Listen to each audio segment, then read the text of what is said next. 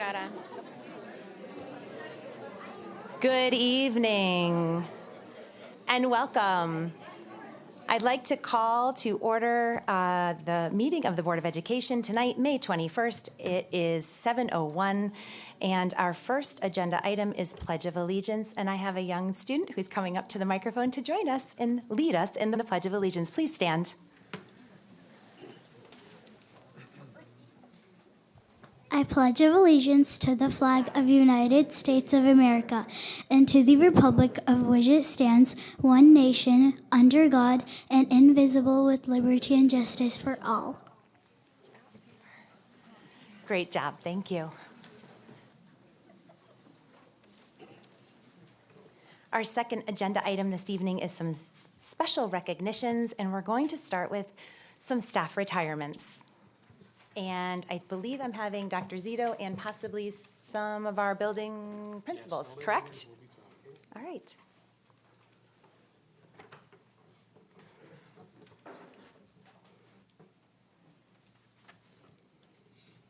So we appreciate everybody coming out tonight. The May meeting is something we always enjoy, big crowd.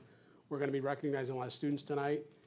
So before we start with our students, we're going to start with some staff members who are leaving the district this year.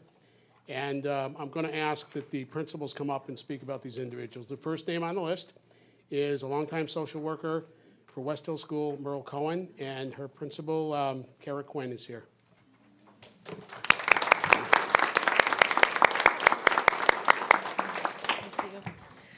Good evening, everyone. Unfortunately, Merle was not able to be with us tonight, but she asked me to share her thanks to the board for this special recognition. Merle Cohen has left an indelible mark on the West Hill School community. For the past 20 years, she has served as our school social worker with compassion, dedication, and an unwavering belief in the goodness and potential of others. Merle's impact can be felt in every corner of our school, from Monday mindful moments, planning Kindness Week, expertly implementing Second Step throughout the building, welcoming new students with warmth and inclusion, coordinating countless 504 plans, overseeing student check-in systems, bulletin boards, SEL lessons, restorative circles, and so much more. Merle has orchestrated numerous donation drives, hosted interns with generosity and wisdom, counseled families through difficult times, and even launched a mentoring program this year to strengthen connections across our school community. What makes Merle truly extraordinary is not only what she does, but who she is. She always assumes the best in others and encourages us all to do the same. She represents the very best of West Hill. She's the first to offer help and is the last to seek recognition or praise. Her kindness, humility, optimism, and steady presence have been a gift to students, staff, and families alike. Mrs. Cohen is all heart, a trusted colleague, and a true friend. We wish Merle a wonderful retirement filled with joy and adventure, hiking scenic trails, cycling new paths, drawing, creating, traveling, and spending precious time with her parents, and embracing all the moments that bring her happiness. Thank you, Merle, for the incredible impact you have made on all of us at West Hill. Your legacy of compassion, care, and connection will continue to live on in our school community for years to come.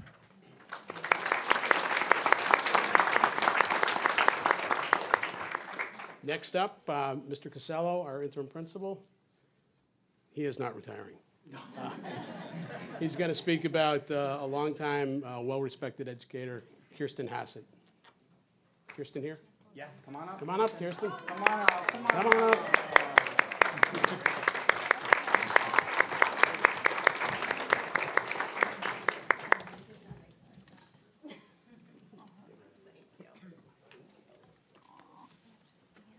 Right next to me. Come on. Good evening, everyone. Tonight we gather to celebrate an extraordinary educator, colleague, advocate, and friend, Kirsten Hassett, as she retires after an incredible 38 years of service to the students and families of Rocky Hill. Kirsten began her teaching career 38 years ago at West Hill School, teaching second grade.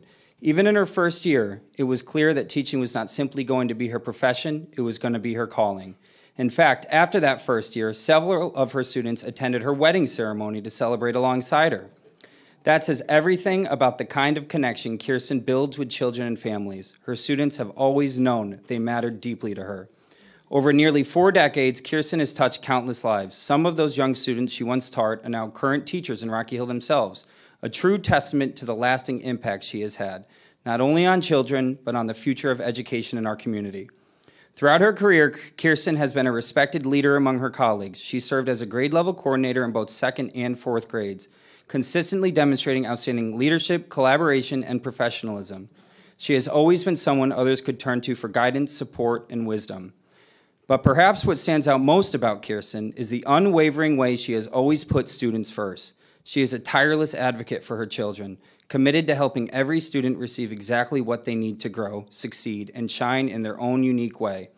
Whether working with students in small groups, one-on-one, or supporting them through challenges, Kirsten has always approached teaching with patience, compassion, and deep sensitivity to student needs. Her commitment to students extends far beyond the classroom walls. Over the year, Kirsten attended countless student activities and school-sponsored events, including West Hill's beloved Spirit Nights. She showed up again and again because she genuinely cared about being part of her students' lives and celebrating who they were outside of school as well. Kirsten also dedicated herself to improving the district as a whole. She served on district committees, including PDEC, and participated in special women in leadership focus groups alongside district administrators. Her voice, insight, and professionalism have helped shape important conversations throughout the district. In addition, Kirsten has been a passionate advocate for educators and the teaching profession itself. Through her active involvement in the Rocky Hill Teachers Association, she demonstrated her deep belief in supporting teachers and protecting the integrity of the profession. She served as a building representative, membership co-chair, a member of the negotiations committee, and vice president for several years. She earned the respect of colleagues and administrators alike for her thoughtful approach, collaborative spirit, and ability to serve as a trusted sounding board. And through all of these roles, teacher, mentor, leader, advocate, Kirsten never lost sight of what mattered most, the children. That has always been her compass.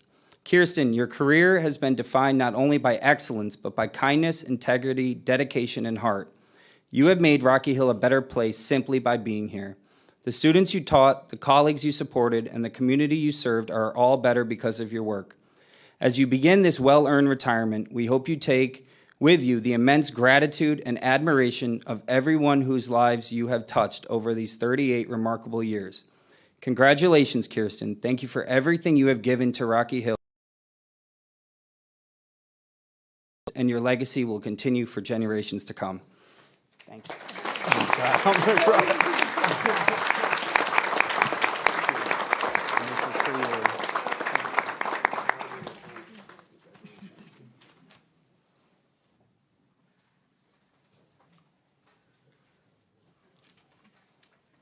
Is Ms. Collado here? Stephen School, come on up. Where is Kathy King? Was she with us tonight? She couldn't make it? Okay. Let's say some words about Kathy. I have words about Great. Kathy, but I also Thank you. have Carolyn is missing. Should we Okay, speak about yep, her now yep. as well? Yep, we can start with Kathy and then go right to Carolyn.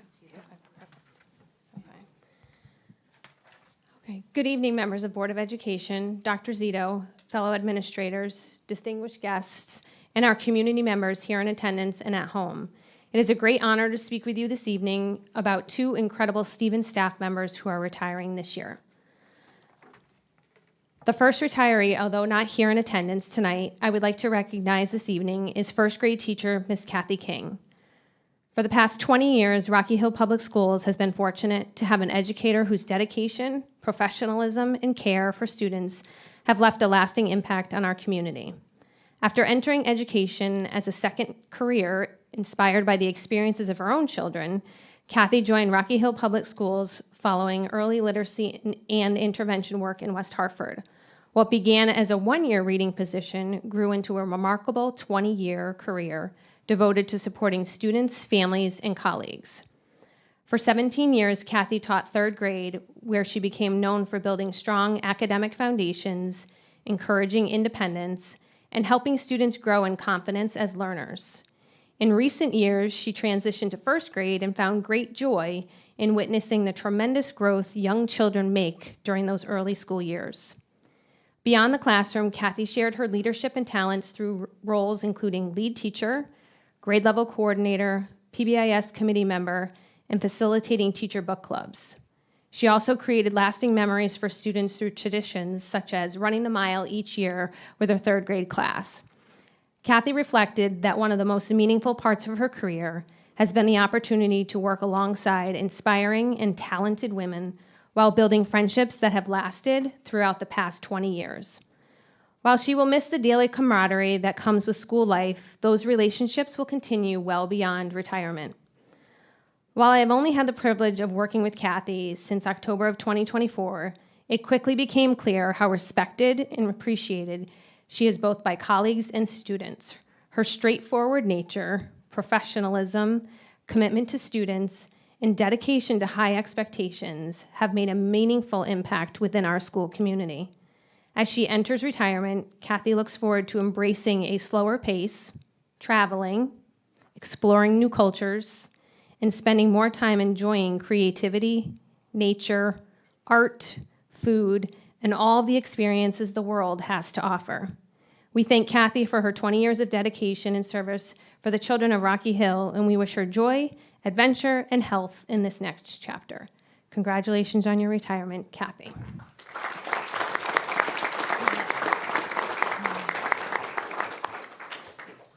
Carolyn.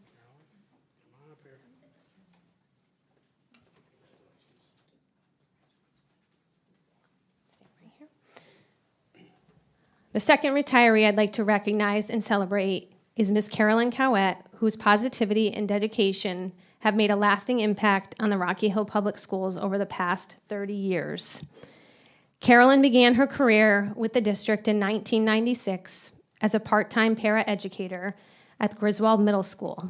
In 2006, she transitioned into a full-time role at GMS before spending part of a year at Mosier School and eventually finding her home at Stevens School. Throughout her entire career, Carolyn has worked in special education, supporting students with diverse learning and behavioral needs. She served as a resource paraeducator for 20 years before spending the past 2 years working in the Learning Center. Carolyn shared that students with special needs have always held a very special place in her heart, and that care and compassion have been evident in the work she has done each and every day.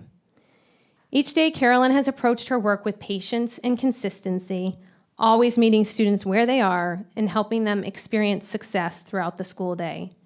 She has been a steady presence in the Learning Center, always willing to step in wherever needed.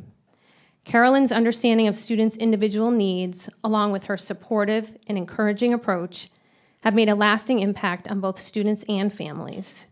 We will miss her caring nature and calm demeanor throughout the halls of Stevens. Over the course of her 30 years in the district, Carolyn shared with me that she has worked alongside 8 principals, those of which she had listed on a Post-it note for me, and has built many meaningful friendships and connections with colleagues that continue to this day.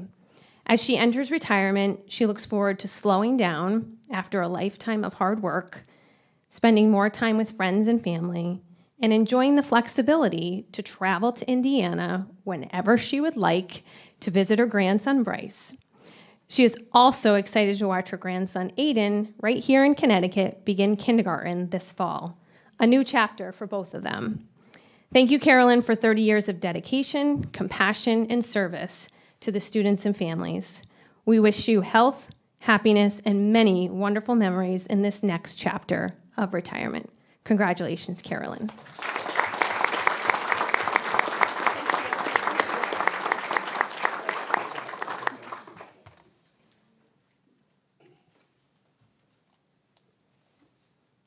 Mr. Fody, come on up, please. Several high school individuals retiring this evening. Great. That's right. You got it.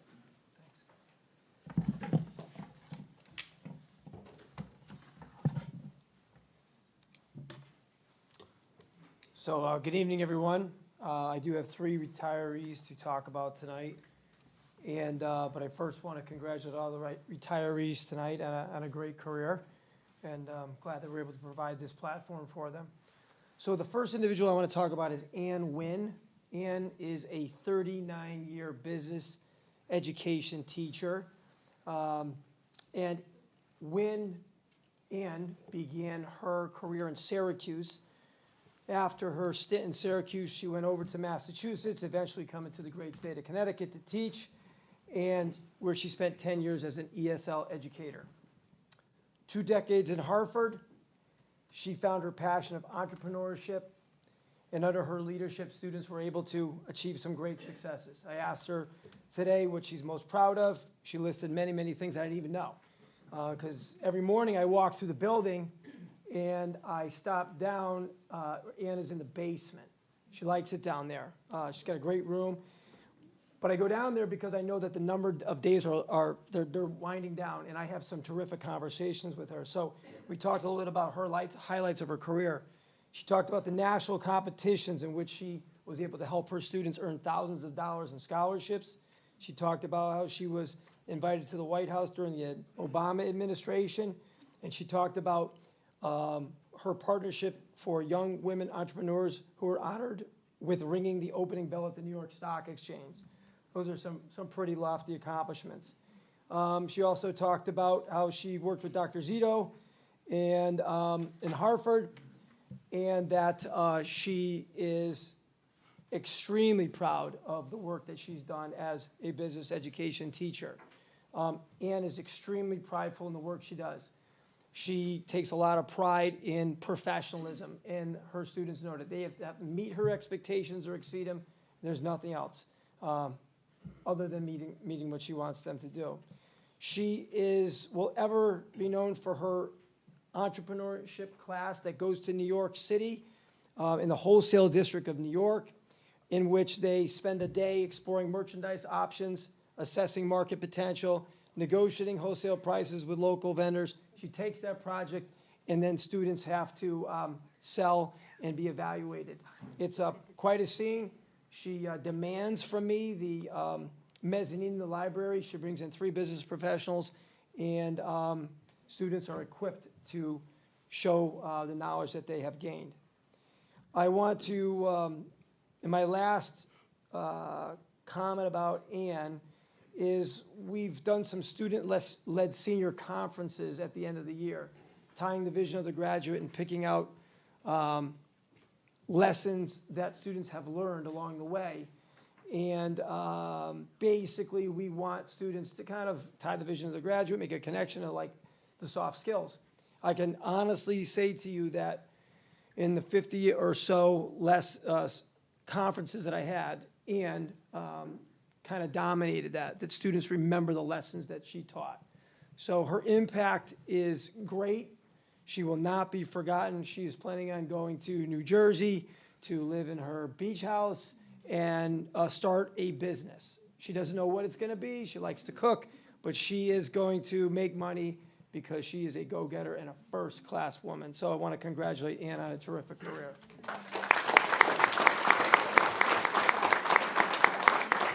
She's not here tonight because she doesn't really like being in the limelight. So I begged, but that's the way she liked it. So the next individual that I would like to acknowledge is Dr. Parker. Dr. Parker, do you want to come up here?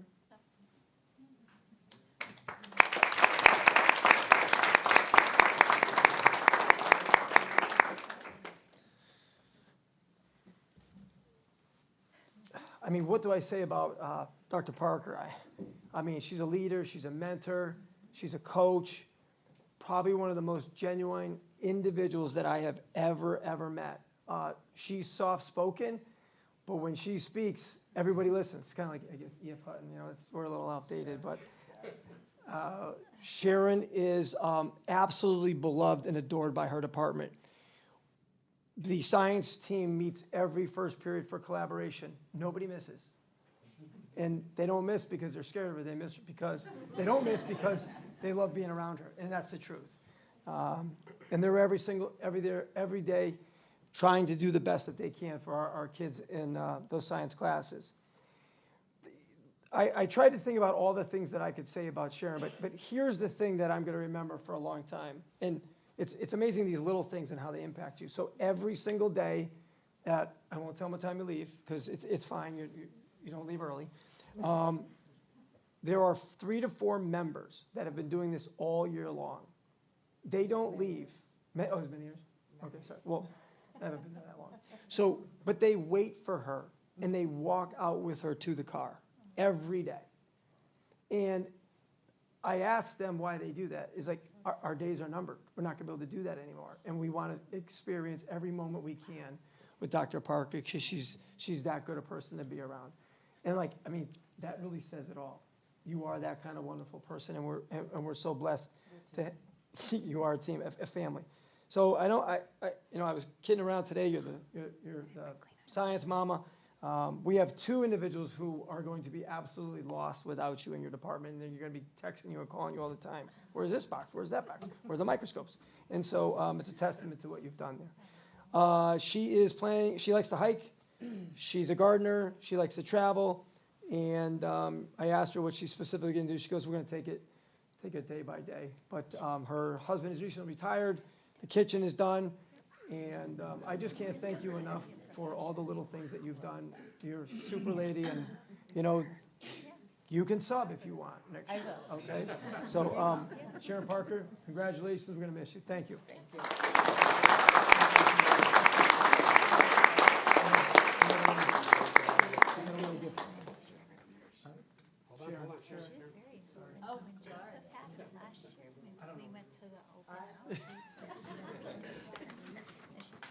Okay. The next individual is Miss Elaine Malaspini. Is Elaine here? Okay. So Elaine has started her career in Rocky Hill. She's the library media specialist at our high school. She's been in Rocky Hill for 20 years. She started at Stevens School. And when she arrived in 2016, she immediately changed components of the library, specifically upgrading the book collections to reflect the greatest book offerings in the library. She's made it a pleasant place for people and young people to go if they want that quiet time.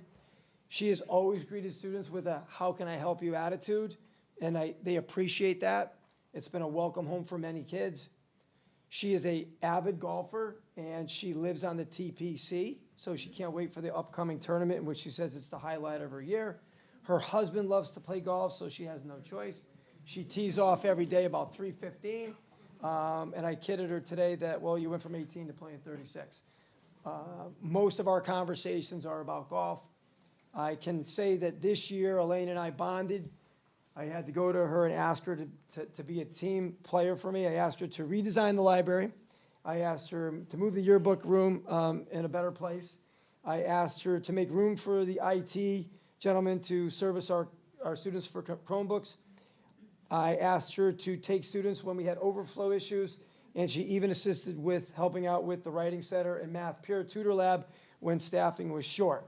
So, and she took it like a champ every time I went to her and asked her, and that's the ultimate team player. So I'll remember how Elaine, helped us out when we needed that. And we're going to miss her, and I'm just hoping that she considers me for a round at the TPC this year. So I just want to congratulate her on her years of service. She is a fine professional. So congratulations to Elaine.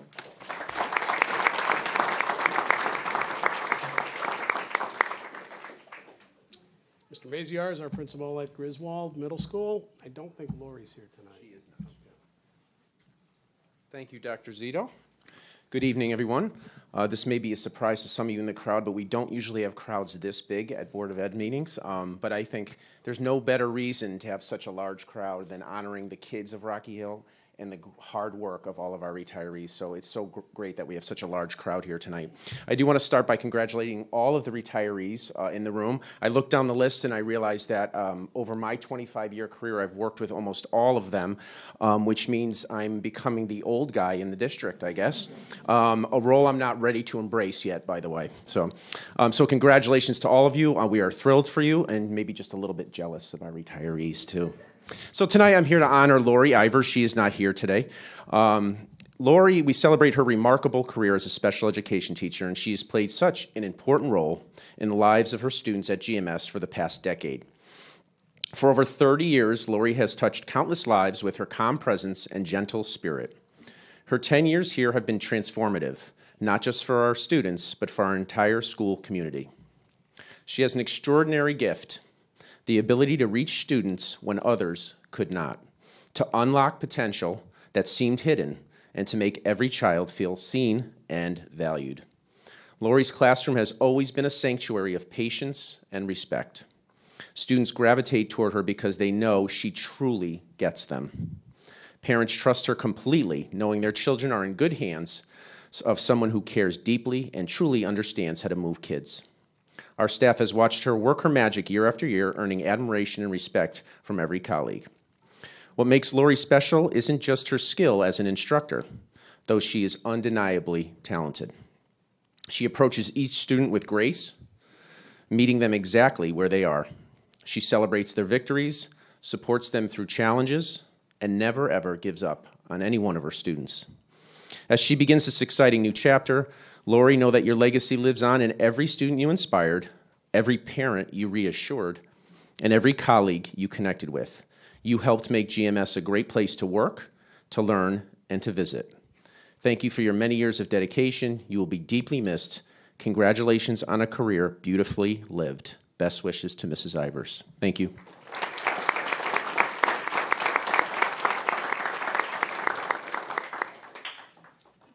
And our facilities director, Ron LaMontagne, is going to talk about Brian Christensen. Is he here? Brian's here. Brian, come on up, please.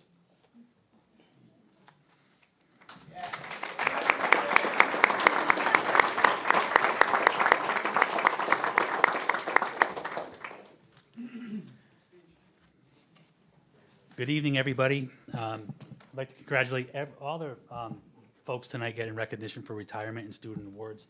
But what I'm really here for tonight is to recognize and celebrate someone who has given 27 years of service to our district, Brian Christensen.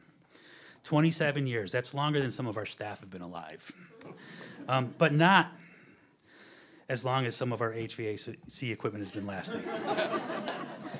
Over the years, Brian has seen changing superintendents. He's not going to see this one change, though. He's already gone. So, changing principals, changing students, and probably several thousand rolls of paper towels. Through it all, he's been the one constant, hardworking, dependable, and dedicated every single day. In custodial work, people often notice things only when they go wrong, but with Brian, things just got done. Quietly, consistently, and without complaint. If something needed fixing, moving, cleaning, or helping with, he was already on it before anyone even had to ask. Beyond the work itself, Brian is the kind of person who would give the shirt off his back to help you out. Although in his case, it would probably be one of the district-issued custodial t-shirts he's been wearing for the last 27 years. Honestly, Brian's biggest adjustment in retirement might be realizing he actually has to start buying his own clothes again. His dedication, kindness, and sense of humor have made a lasting impact on the district and on everyone lucky enough to have worked alongside him. Brian, on behalf of the entire district, the Board of Education, thank you, Brian, for 27 years of outstanding service. Congratulations on your retirement. You certainly earned it.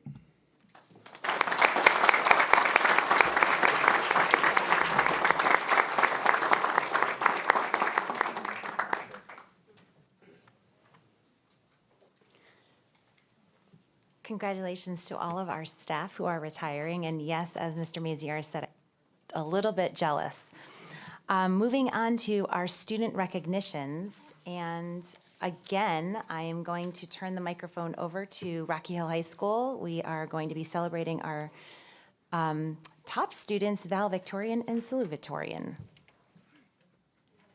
And Mr. Foti.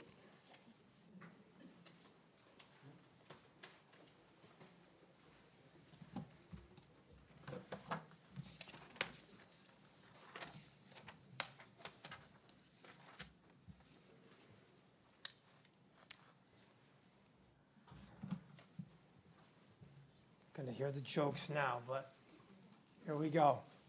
I'd like to call up the salutatorian, Adant Vosley.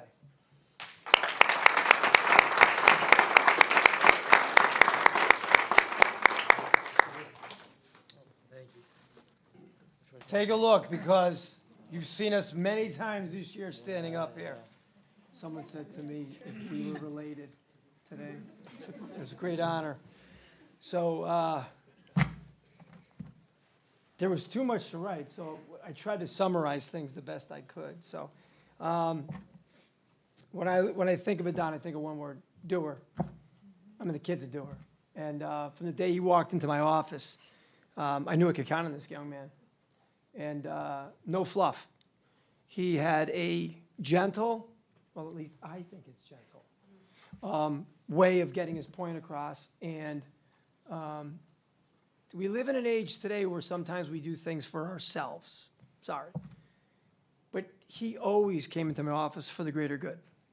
He always looked at it from a bigger lens. Like, how can I help others? And I'm going to always respect those two things about him. And that's a special young man where it starts in the home. And so I think we met every week. Every week? Probably, yeah. Sometimes when you didn't show up. Maybe 3 times a week, 4 times a week. Yeah, that's probably more accurate.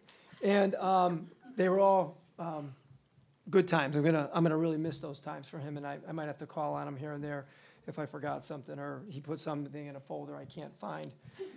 But let's talk about, he's going to attend Harvard University next year in Cambridge, Mass. Good job. He's going to pursue a degree in diplomacy, government, and economics. He has been preparing this probably since 6th or 7th grade. And he'll forever be known for 2 things. The Student Equity Board that he served at the CIAC. I mean, the guy was the cog of the entire board. Not 1 meeting, not 2. He ran basically the CIAC stuff. I protected you too, by the way, because of the days you missed, but you deserve it.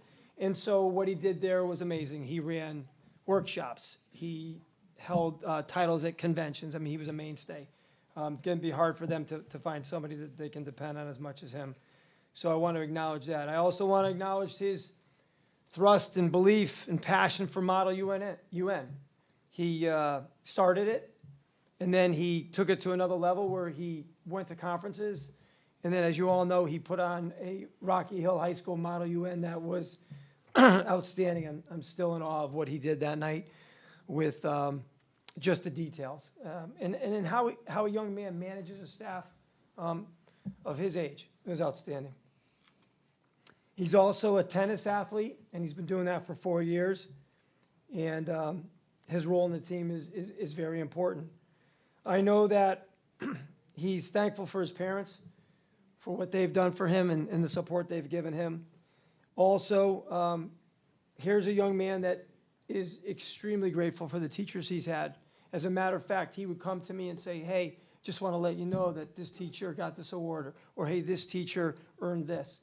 And so again, always mindful and very appreciative of what they've done. So more than anything, he's most proud of his 6-week stint that he spent last summer for the U.S. Department State Program, the National Security Language Institute for the Youth, in which he lived with a host family for 6 weeks and learned Mandarin. Big risk taker. Again, I could go on and on and on. Very proud of him as a salutatorian of our class. And I just want to say thank you and congratulations.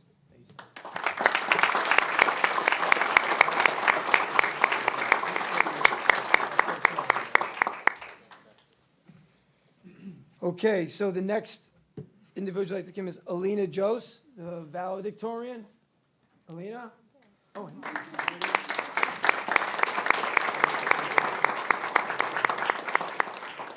Congratulations. So I always meet with the students the day of, just to kind of go make sure they're coming, but also to kind of just reinforce some of the things, because if you were to read all these unbelievable essays, a lot of them are similar, but I kind of want you to get to know the kid a little bit more and what they're most proud of. So Alina will be going to UConn. She has decided to do a pre-med track, and she has had this in mind for a while. She joined the HOSTA Club this year, and where she was able to get some practical experiences. And so she has solidified that. So I asked her what she's most proud of. She said that being on the science team, and she kind of explained the science team as the A team. I guess you pay your dues, but when you reach the A team with Mr. DeBacco, you're on the double A team. And so what I mean by that is this is where we compete against other science schools. And she said that this year they achieved the highest accomplishments that any science team has ever done. So that's what she's most proud of, is the camaraderie and the accomplishments of her work on the science team. She has taken AP courses, honor level courses. She likes the credit, and she made some really cool points. Can I share the cool points? Okay. And so she says, and again, not limiting, but these are the names that she mentioned today. She said, how do you not work and put as much effort in to your classes when you have a Mr. DeBacco, a Mrs. Morgan, a Mr. Graca, that puts that much time into what they're doing? You can see it. So it would be sad if I didn't put the same effort. And she recognized that early in her 9th grade year. And I just thought that that statement was just so telling that I had to share. And it's awesome that you were able to see that.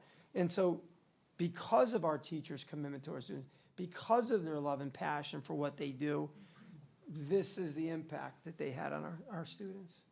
You called it, I'm not sure, momentum training. So I think they gave her the momentum that she could be great. And what she did is she took that and she carried with it for 4 years. She's a tennis athlete too. She's enjoying this season because of the hard work. She said that Rocky Hill High School has taught her one thing: it's consistency. And that being consistent is really important in life. And I agree with you. So the last thing that she mentioned when we talked today was she said, I just did a lot of things because I thought that's what high school was all about. Another very perceptive comment by a very fine young lady who is most deserving as valedictorian. Congratulations, Alina.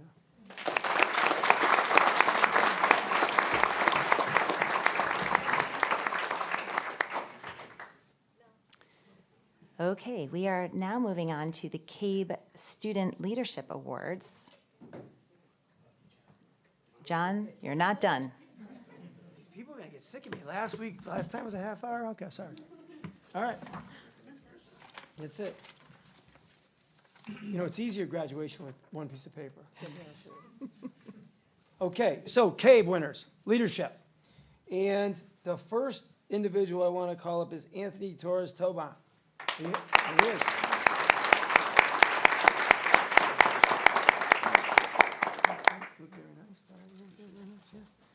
So again, I met with Anthony a little bit today. Usually see him at church, but today I invited him to come down here and so that we can talk about his leadership and why he was chosen. His leadership, basically when we had this conversation, he referred to his time with the track team and that he was most proud of his captaincy that he earned for 4 years. He had this vision for a couple of years, and he was finally able to get that this year and lead his team. Now, for those of you who aren't familiar with track, there's a lot of events, right? There's a lot of personalities, right? So you have to get everybody together. And so he said that he learned a lot in this leadership role. He was very proud of his academic jump that he made at Rocky Hill High School, in which he started out with academic classes, figured out, hey, I can do this, and then went on to take honors in AP classes. He figured it out. And again, being very perceptive as a young person and knowing what you want is awesome. He wants to credit his grandparents who came over here to this country, and they has banged in his head that nothing is given to you. You need to deserve your stripes all the time. He's a good-hearted young man, and I know that he's going to be successful. He is going to Central Connecticut State University, and he is going to pursue and make a lot of money in the finance field. Congratulations on being a leader.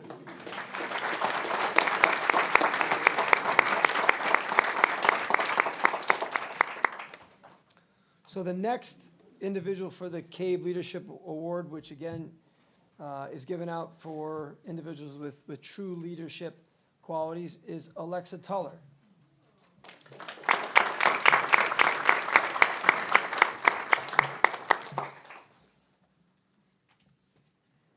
So last week, what was it called again? It was, when you guys in the morning when you wore your shirts. I forgot, it escaped my mind, you know, your college stuff. Decisions Day? Decisions Day, thank you. I'm getting old. So Decisions Day, I see her walking down the hallway and she's got this big T, right? And I'm like, I know that. I watch a lot of football, college football. She's going to Tennessee, University of Tennessee. She's going to be a Vol next year, a volunteer. So we immediately hit it off. We said some things back and forth. We've had a student 2 years ago who was at Tennessee. You won't see her because there's 200,000 kids there. But she's super excited to be going to the University of Tennessee. She is going to be pursuing an accounting degree. And I can pretty much say that Mrs. Latina had a lot to do with that. And did you take 1 year or 2 years? 1 year, okay. And so the reason that she was chosen for this award is she did over 200 plus hours of community service. It's pretty amazing. And what she said in our conversation today is that she likes working with young people and making a difference and an impact. She continued to give of herself. She's in the National Honor Society. She's a writing collaborator and a math peer tutor in our building. And she said the reason that she likes doing that is she likes it when people understand, but she really appreciates when she gets a thank you. And so I just thought that in our conversation today that said a lot about who she is. And she's given so much time, and in that capacity, I've talked to her teachers, and she is really a true leader. She loves to dance. She's been dancing since she's been 2 years old, and she drives 45 minutes every day to go to dance because she loves it, and she's passionate about it. And so if you follow your passions and you continue to be the quality person you are, you're going to do great things. I will root for University of Tennessee other than when they play UConn, but UConn football's got no chance.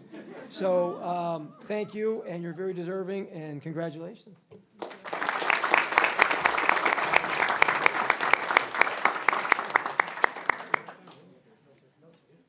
And next, we have our military commitments. Okay, so I would like to call Trish Shamet up here to recognize our Rocky High School military students, who is the head of the Blue Star Mothers program. Trish? I'm here. Oh, there you are. I'm right here. I'm ready. You're going to give me a break, right? Yeah, I know. You did finally, right? You're amazing. Thanks. Hi, I'm Tricia Sharmat with the Blue Star Mothers of America, and we are an organization. There's only about 35 of us in Connecticut, but what we do is support families as well as the military children. We call them children because they're our children, but I know they're adults.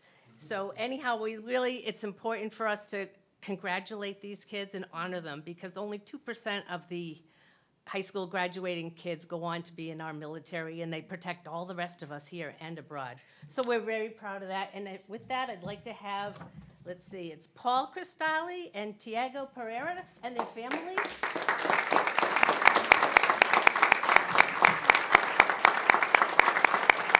I wanted to put one in each of these.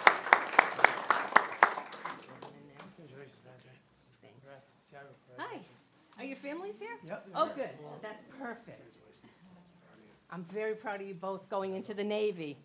So if you want to just line up here, I want mom and if there's moms here to court them. It's a family thing when your child goes into the military.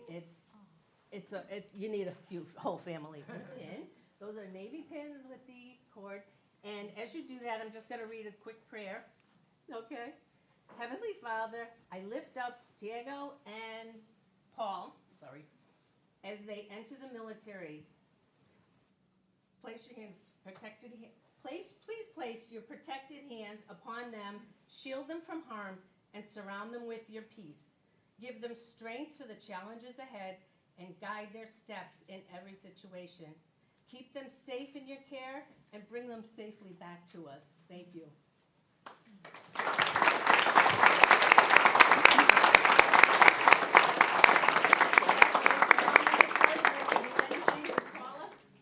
Good luck. Congratulations. The Navy is very happy to get you guys. Thank you.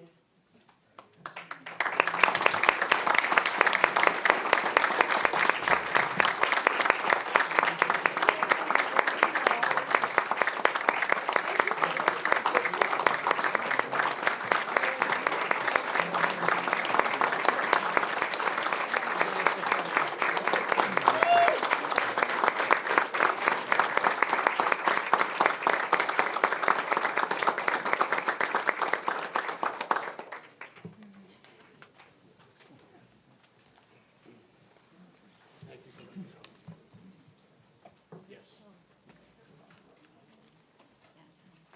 Mr. Maziarz. Come on, please.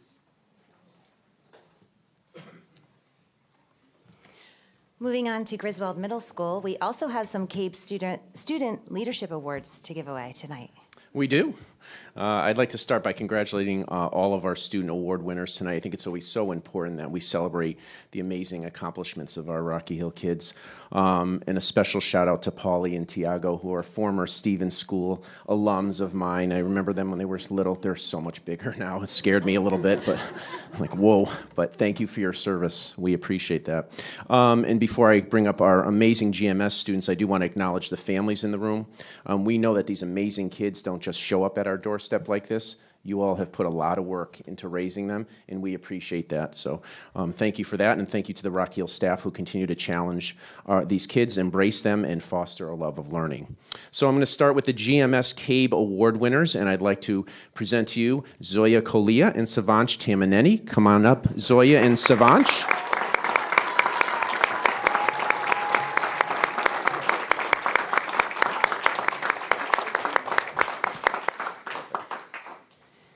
I told them they had to prepare a speech. Zoe got very nervous when I said that. No speeches. Okay. The Connecticut Association of Boards of Education Student Leadership Award is given to 2 students with exemplary leadership skills and a willingness to take on challenges. They demonstrate concern for others and diplomacy toward all. And this year's CABE Award winners check every one of those boxes. We'll start with Zoya. Ladies first. Zoya is a model student. She's not afraid to take intellectual risks and is truly curious about all subject matters. She has a strong growth mindset, approaching tasks as an opportunity to expand her understanding of the world around her. She's a leader in class discussions, pushing the conversation in new directions.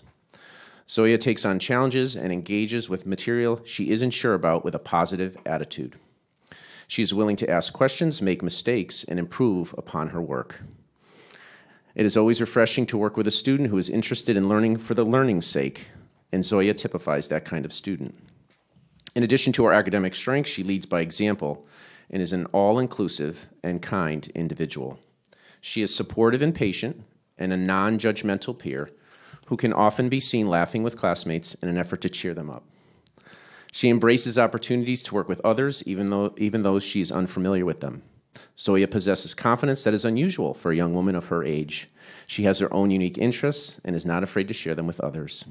Her inner confidence allows her to willingly accept differences in others, which makes her a natural leader. Academically, Zoya is always on the honor roll, making her one of our school's true scholars. Simply put, she's an exemplary student. Congratulations to Zoya Kolia, 2026 CABE GMS Award winner. Congratulations.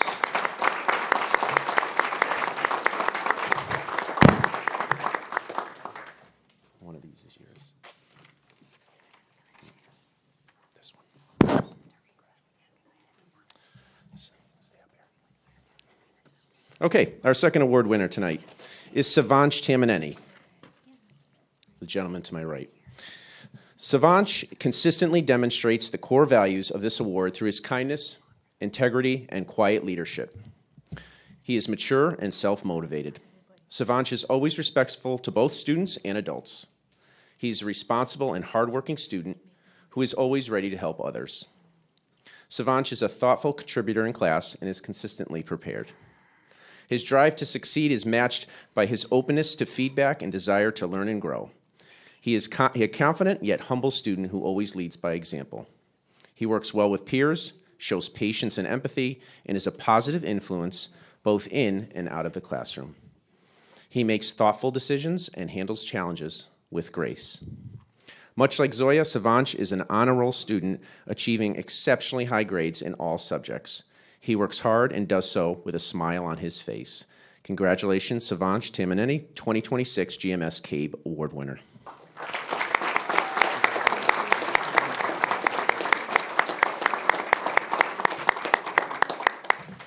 All right, Mr. Maziers, I don't think you're done yet. So we have the Cass Middle School Student I could stand up here and talk Awards. about Yes, you GMS could. kids all night Yes, if you you'd like me could. to. I They're, know, they're I know. fantastic. We have two real special ones. So I'm going to call our Scholar Leader Award winners. That's Shri Chidarwar and Bonnie Sandhu. Come on down, girls.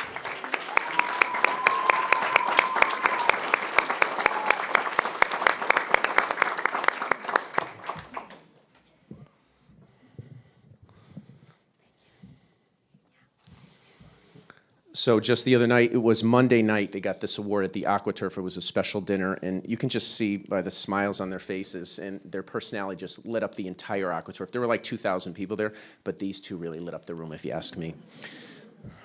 So it is an honor to present to all of you tonight our GMS Scholar Leaders. This award is given to two exceptional 8th grade students who demonstrate the highest academic achievement in all subject areas, possess distinct leadership qualities, and are exceptional community servants. They truly represent all the values that we foster each and every day. Each of these students was selected by their respective team of teachers. These following descriptions were composed by these teams of teachers. We'll start with Shri. Blue team. It is the blue team's honor to recognize Shri as the recipient of the 2026 Scholar Leader Award. Shri consistently demonstrates outstanding academic achievement while also serving as a positive and uplifting presence within our school community. Beyond excelling in the classroom, she genuinely looks out for others, showing kindness, maturity, and empathy in everyday interactions. Recently, Shri attended a Women's Empowering Generations conference in Atlanta with her mother, an experience that reflects the value she places on growth, leadership, and learning from others. Truly amazing. Shri is exceptionally well-spoken, respectful, and thoughtful, leading not only through accomplishment, but through the examples she sets for those around her. Outside of school, Shri states that she likes to be involved in her community, whether it be for fun or for a purpose. She has played Parks and Rec basketball for several years and also volunteered at local cultural events and has helped organize food donation drives for several Connecticut agencies. In addition, she and her friends joined forces and participated in the You Be the Chemist competition this year, and her group finished in first. Just saying.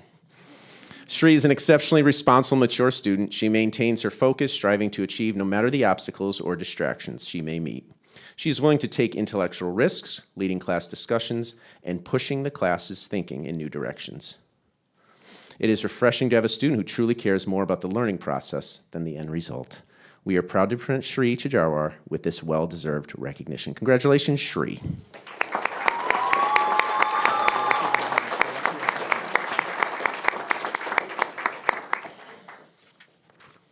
Okay.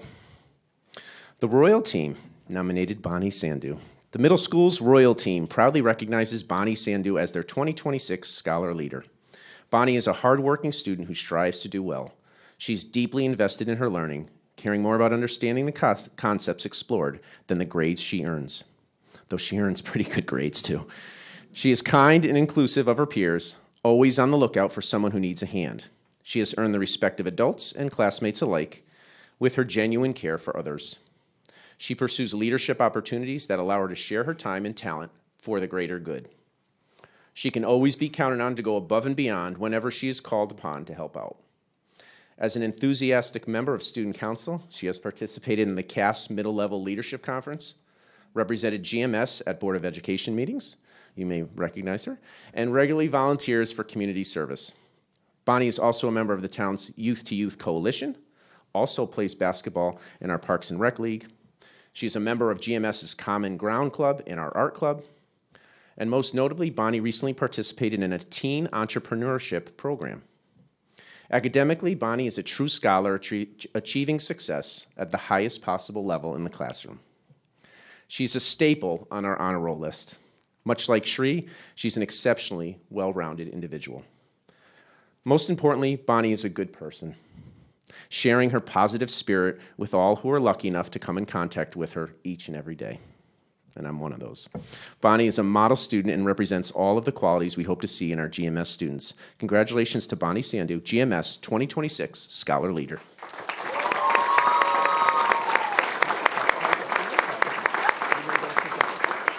Nice job. Congratulations, all of our student recognitions. And I know we have a very full crowd right now, and you probably are waiting for me to take a recess. However, we have a few more awards that are going to be coming up under some district celebrations. We also have a presentation, so hold on, just a few more agenda items and we'll get there. Right now, I'm going to move to agenda item number 3, which is audience participation. And this portion of the meeting is open to the public. We do ask that if you are coming up to speak, please come up to the microphone and state your name and address, and try to limit your comments to 2 minutes on any topic. Is there anyone here that wishes to address the board this evening? If so, please come forward.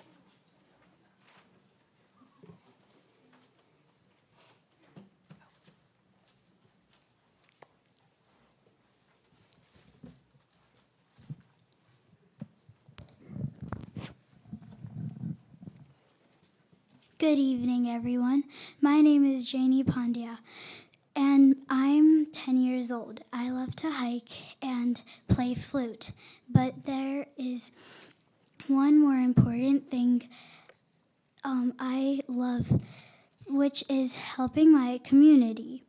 I help our community by raising funds for our BAPS Walkathon, which I have been part since I was 1 year old. Collected funds help the Rocky Hill Police Department and Fire Department. This year, the walkathon is on May 31st at Elms Ridge Park. I welcome all of you to join us for the walk. Thank you.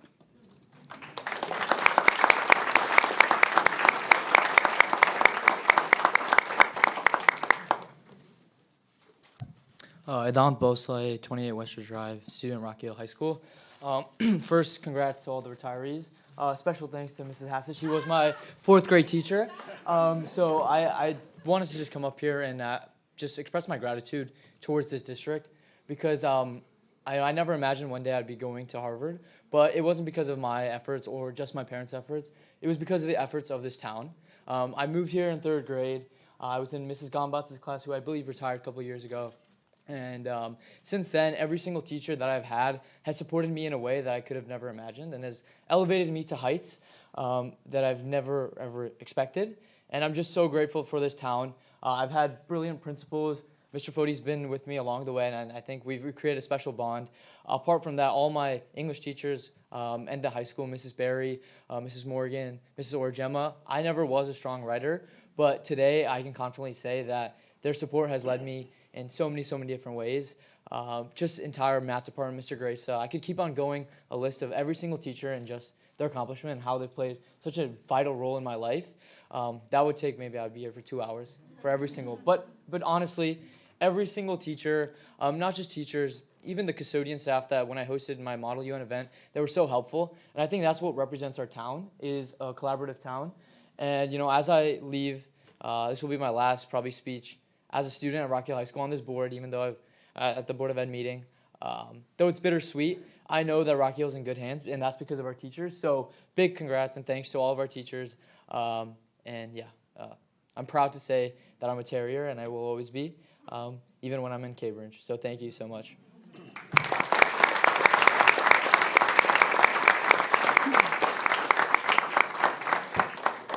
Adon, we do have one more Board of Ed meeting in June. If you'd like to come back, you're more than welcome.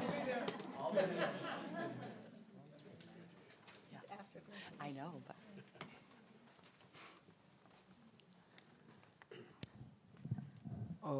Hi, my name is Mahir Patel, and I'm in 9th grade. I would like to talk about the BAPS Charities Walkathon. So when most people hear the word walkathon, they might think of it as just a long walk. But the BAPS Walkathon is something far greater.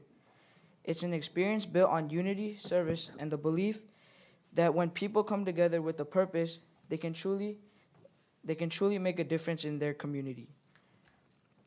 When you're actually walking, you can feel the energy where families, students, elders, and volunteers all move together with the same purpose. There's an encouragement, positivity, and a sense that you're part of something much bigger than yourself.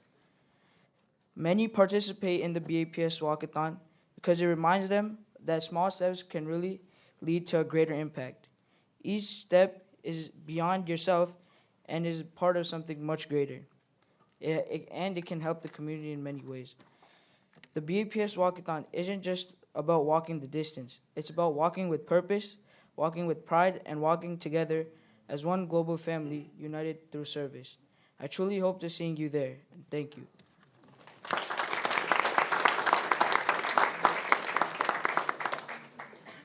Hello, everyone. I'm Rutiksha Satish Kumar, 6 German Drive, Apartment D.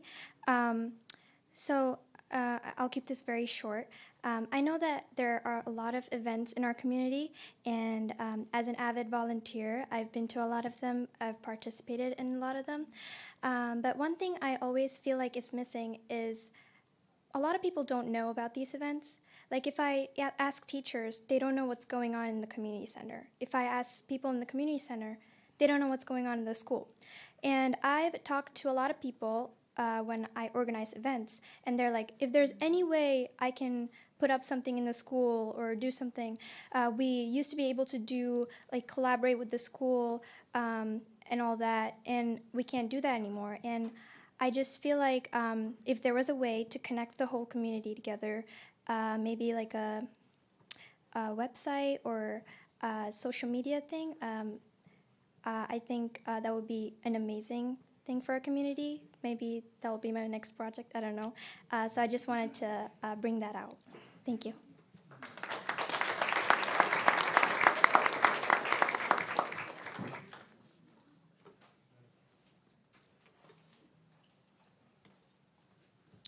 Okay, some of them, this I have prepared just now.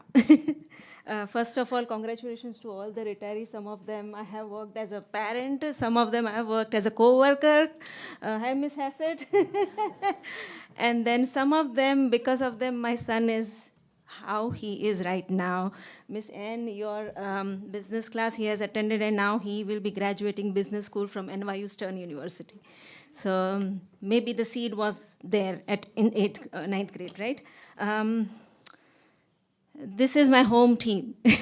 I have grown here. In fact, I'm born here as an educator. I've grown here, and then I graduated in 2024 as a teacher out of this district. So I always value the things I learned, I carry forward as a teacher. As an educator, we know like how much it is important to install the value of teamwork, gratitude, kindness in all our kids, whether it's students or it's our own kids, right? This youth volunteers in BAPS charities learn this while having fun at a very young age. They start at 3 years coming to the temple and learning all these values. So I please encourage everybody out here, support their cause because they have been really connected with this cause this has installed so many great values to them, and they do carry forward this in their life and become a really good human being. So I really encourage everyone to attend the walk. Thank you.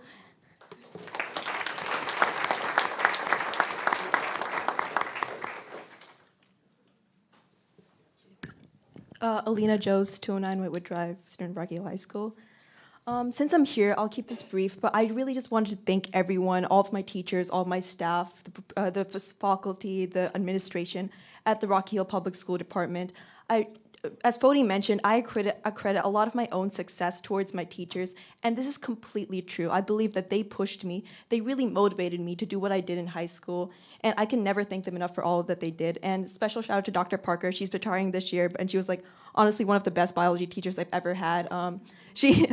She listens to our problems. She gives us advice, and even though we may bore her sometimes, and we may sometimes act like we're not paying attention in class, I promise that we really do love you. You're an amazing teacher, and I'll miss you greatly. And also, one more final word.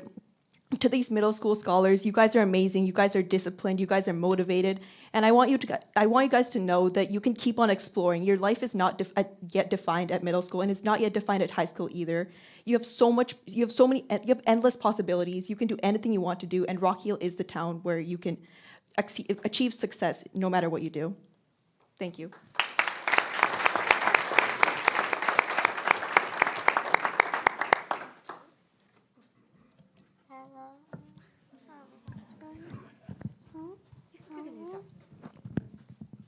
Hello, my name is Rachel Jones. I go to West Hill Elementary School. The first thing I want to point out is congratulations to all the retirees. And second thing, I'm in second grade, and I wanted to point out that in first grade there was 3 field trips, and in second grade, even though we're older, we only got 2 field trips. So I'd like to add another field trip for second grade.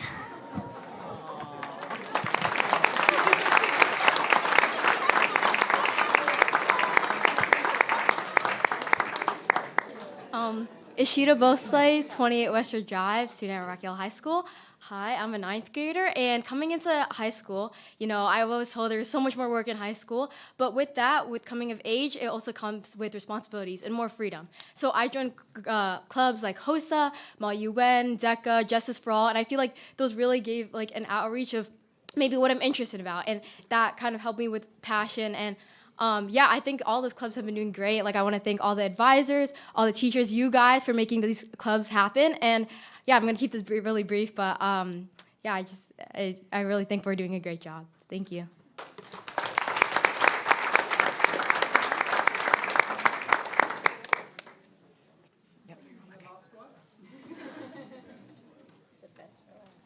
Good evening, everyone. I'm Purush Bhosle. Okay, this is the one. I'm not used to speaking here like my son does every meeting, but I'm glad to be here. And I just wanted to congratulate all the students who received the awards today. I just want to thank all the teachers for all the support they have extended to all the kids at all of these schools. I don't know if any of your parents, are present here. You have seen the results of the class of 2026 at high school, the top 20. There are 3 students going to Ivy League schools, and there are many others going to great schools. There are 2 students who are going to Navy. So, we have a great things going on at the town, and it's all because of you. We were wondering whether we should send our kids to a private high school or Rocky Hill High School. We chose Rock Hill High School, and that was a great decision. I know many parents who send, Idan's friends to private high schools. They want to send their younger ones to Rock Hill High School. So, and there are many things that you have done right, whether it's the Model UN, DECA, HOSA. There are so many clubs that the Rock Hill High School has.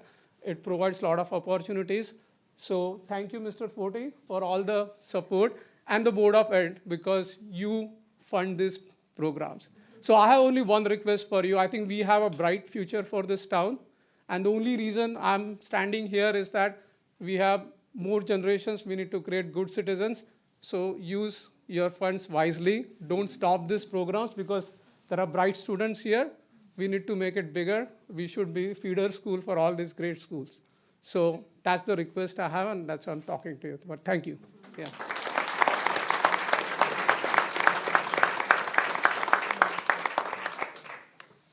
Is there anyone else that wishes to address the board this evening? Okay, seeing no one, I'm going to ask our report for student representatives from the high school. Would you please come forward? Hello, everyone. It's me again. Hi, Ruthie. Hello. I'll try to keep this short because John B. wrote me a very long speech. But yeah, good evening, members of the board, administration, and community. We can't believe we're giving our final report of the school year. It feels like this year flew by. Over the past few weeks, our school community has had the opportunity to celebrate many accomplishments, milestones, and events that reflect the hard work and dedication of our students and staff. On April 25th, students had the opportunity to take the Seal of Biliteracy test, which is a test to show the achievement in demonstrating proficiency in multiple languages and highlighting the importance of communication and cultural understanding. On April 27th, students participating in unified sports attended the award celebration at AquaTurf, recognizing not only athletic achievement, but also teamwork, inclusion, and sportsmanship. Students involved in music were also recognized through Triumph Music Honor Society induction on April 28th. After meeting ensemble participation, academic, and volunteering requirements, students underwent an audition process to be accepted for the induction. At the induction, the students performed and were recognized for their performance skills, leadership, dedication, and dedication to the arts. I just went there for the cake. The annual band pasta dinner on May 2nd brought together students, families, and community members in support of our music program and helped continue traditions that strengthen the school spirit. The event featured performances from the RHH's jazz band, they're very good, and large amounts of pasta and large amounts of dessert, and was run with the help of parents and volunteers. From May 4th through May 15th, many students completed AP exams after months of preparation and hard work. We recognize the effort and dedication that goes into challenging oneself academically and wish students the best as they await their results. Students also celebrated important milestones through junior prom on May 8th and senior prom on May 15th.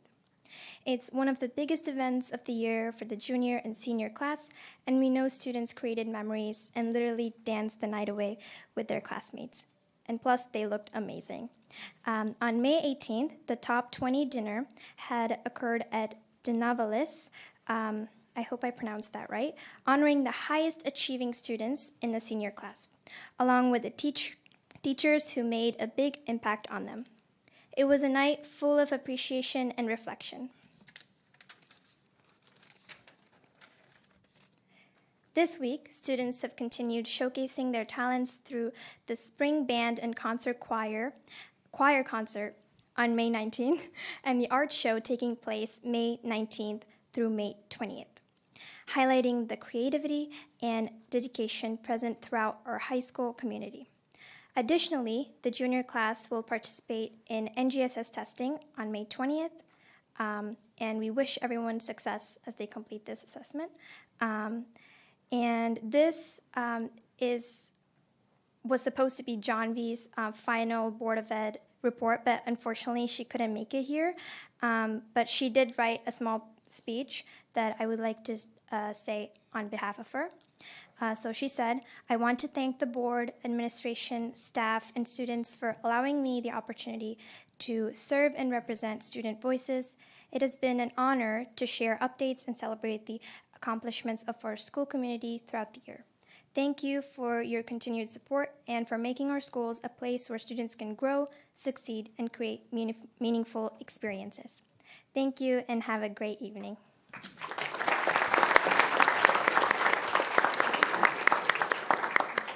Ruthie, thank you for that update at Rocky Hill High School. And now I'm moving on to our report for student representatives from West Hill School.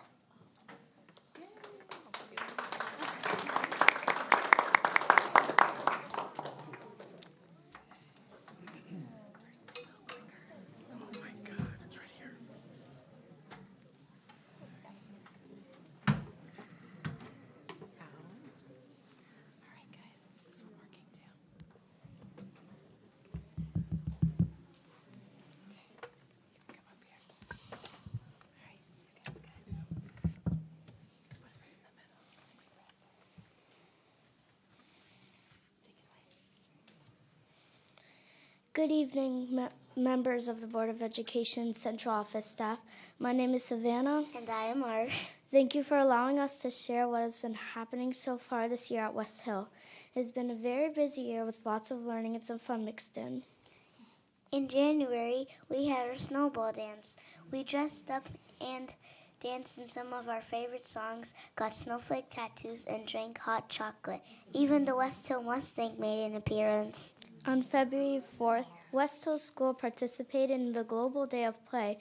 Some classes made robots out of cardboard and made creations out of recycled materials and stacked cups.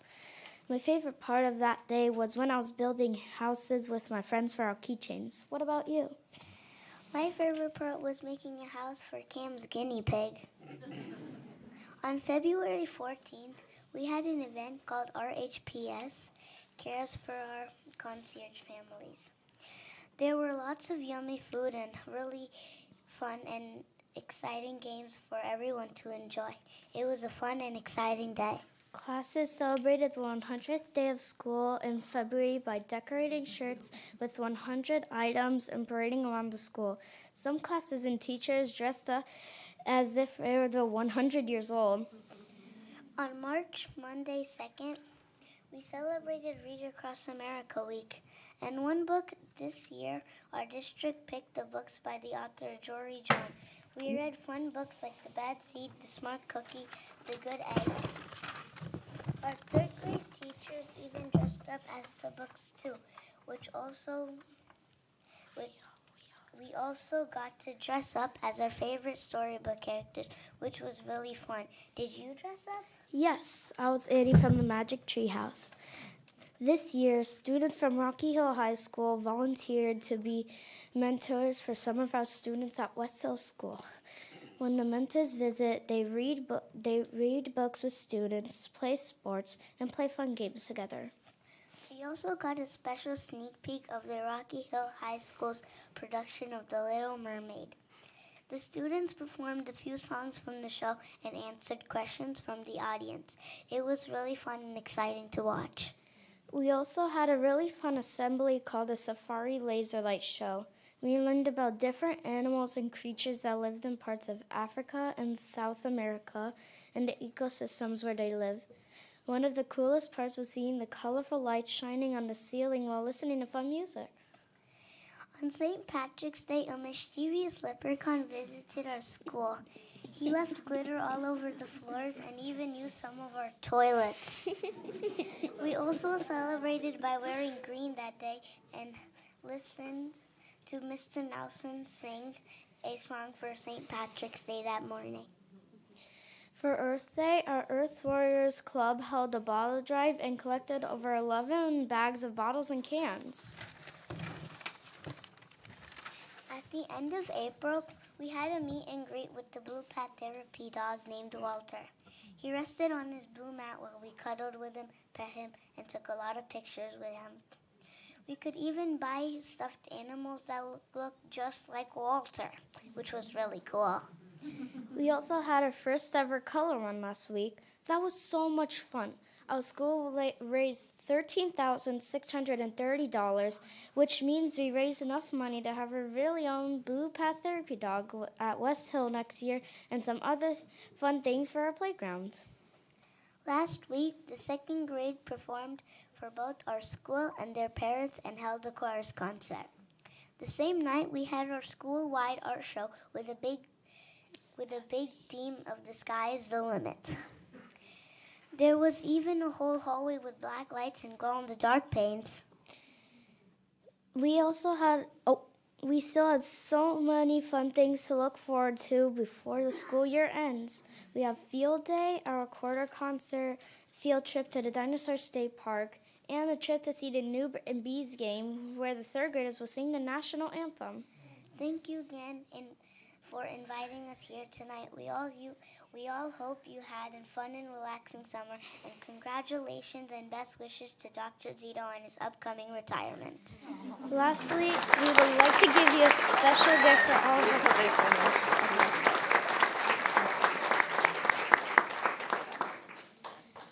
Lastly, we would like to give you a special gift from all of us at West Hill School to celebrate our new Blue Path Therapy dog. Thank you.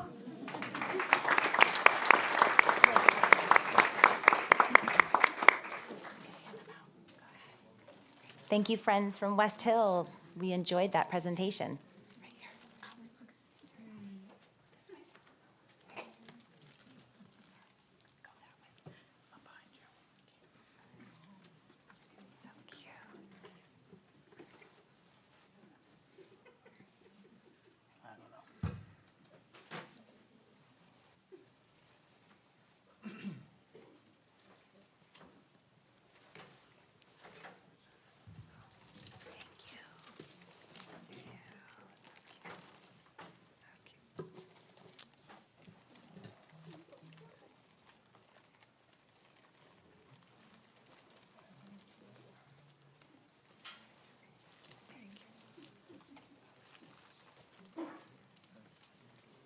Thank you so much.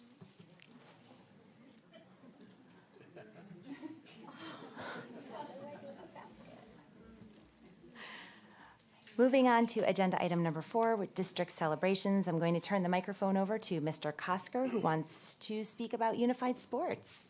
Good evening, everyone. I'll be quick, which is a delight to most people in the room, including my Board of Ed members. Unified Sports Award, the high school representative did give a shout out, but I did want to also just highlight on April 27th of this year, the Unified Sports Program in Rocky Hill High School and GMS both attended celebration at AquaTurf in Plainville. And, you know, I've been to a few of these awards. My son's graduating this year from high school and has been part of Unified Sports for many years, so I've been part of a number of these celebrations. And this year, as a couple years ago, GMS got recognized, but this year, Rocky Hill High School got recognized. And there's a lot of high schools in the state, and not all of them have unified sports programs, but many do. And only a couple get recognized each year for their excellence. So, so for Unified Sports High Schools of the Year, Rocky Hill High School was recognized as a runner-up in that award this year, which is a really special honor.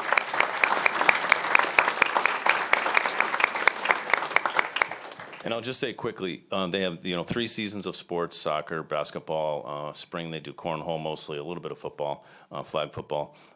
They have unified gym class, they have unified arts class. So there's a lot of unified stuff going on in the district, which is great. A special thanks to the coaches, Miss Bergeron, who is finished her last year with unified sports this year. So she's been a coach for many years, and she's not doing it again next year, so sort of retiring from that coaching position. So thank you to Ms. Bergeron, Ms. Brzezowski as well. Ms. Gary, our nurse Gary, is always at these events and is a presence, a constant presence at those events. Thank you to our administrators. We had our principal and our athletic director there, and it was a great group, as well as all the paras. So I give a shout out to the paras as well, paraprofessionals, because they're huge support of our students, and especially that program. And then quickly, I will just recognize the Bo Doherty and Mike Savage Teammate Awards. So teammates from each of the schools get recognized. And for GMS, and I hope I get these right, Sal Patniak and Nijash Tavares were recognized as the GMS award winners. And at the high school was Ellie Harding Wheeler and my son Noah Kosker. So just wanted to give them all a shout out. Thanks so much.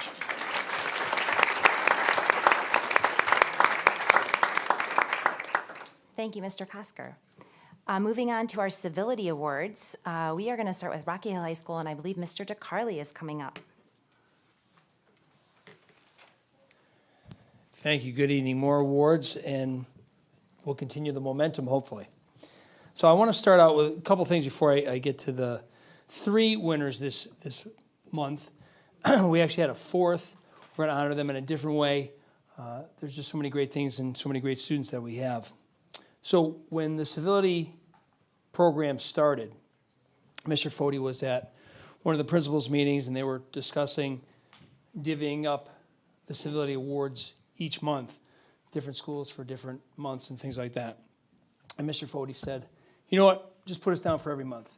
And so he came back, he said, we're going to recognize civility every month. And I said, okay. And I knew we wouldn't have trouble filling that, but what I didn't realize was the professional and personal level that this has opened for me. So I'm appreciative not just of what our students do, but also appreciative of what I hear. So I get to meet with students that certainly I see in the hallway. I know their name. I might not know their name. They might be a ninth grader that I've just discovered. And then I sit down with them and talk with them and learn all kinds of wonderful things about them. 2 of those are here tonight. So let me just, we have a big crowd tonight, so I'm just going to read you the award. So they're going to get a certificate tonight. And what it says related to civility, it says, your consistent demonstration of kindness, responsibility, and consideration for others reflects the values of our school community. Through your words and actions, you help create a safe, welcoming, and positive environment where everyone feels valued and respected. So that's what they're going to get tonight, and that's what we're looking to recognize. So like I said, we have 3 award winners tonight. I'm going to start with 2 of them who did, although different acts, they were of the same nature, but they're very different students and special in their own way. The first one is Macy Asadorian. So Macy was unable to be with us this evening because she has a competition for lacrosse tonight in Berlin, but she's certainly deserving of this recognition. She recently found a set of car keys and immediately turned them in so they could be returned to their owner. Simple act, but one that reflects honesty, responsibility, and genuine care for others. And certainly for the person that they were returned to, a very valuable return. Anyone who knows Macy knows that this act was completely in her character. She's kind, joyful, and thoughtful in every way. She's an honor student, student of the month at one point this year, and something she's especially proud of, she's maintained perfect attendance, which I know Mr. Foti appreciates because attendance is quite a task at sometimes at the high school level. Because don't forget, credit is tied to attendance. That level of commitment and responsibility speaks volumes about her character. Outside of school, she's also an outstanding athlete. She's an excellent golfer who currently participates on the junior tour and hopes to continue playing competitively in college. She works locally at Hayes Farm, where she continues to represent the same caring and dependable qualities that we see at our school every day. So congratulations to Macy. Again, she's not here, but we'll give her a round of applause.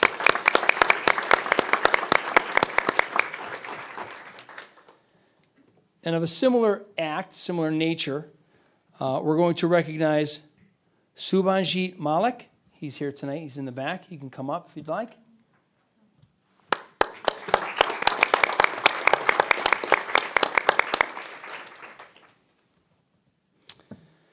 So we're proud to recognize Subhanjit, who found and returned an envelope connected to a fundraiser.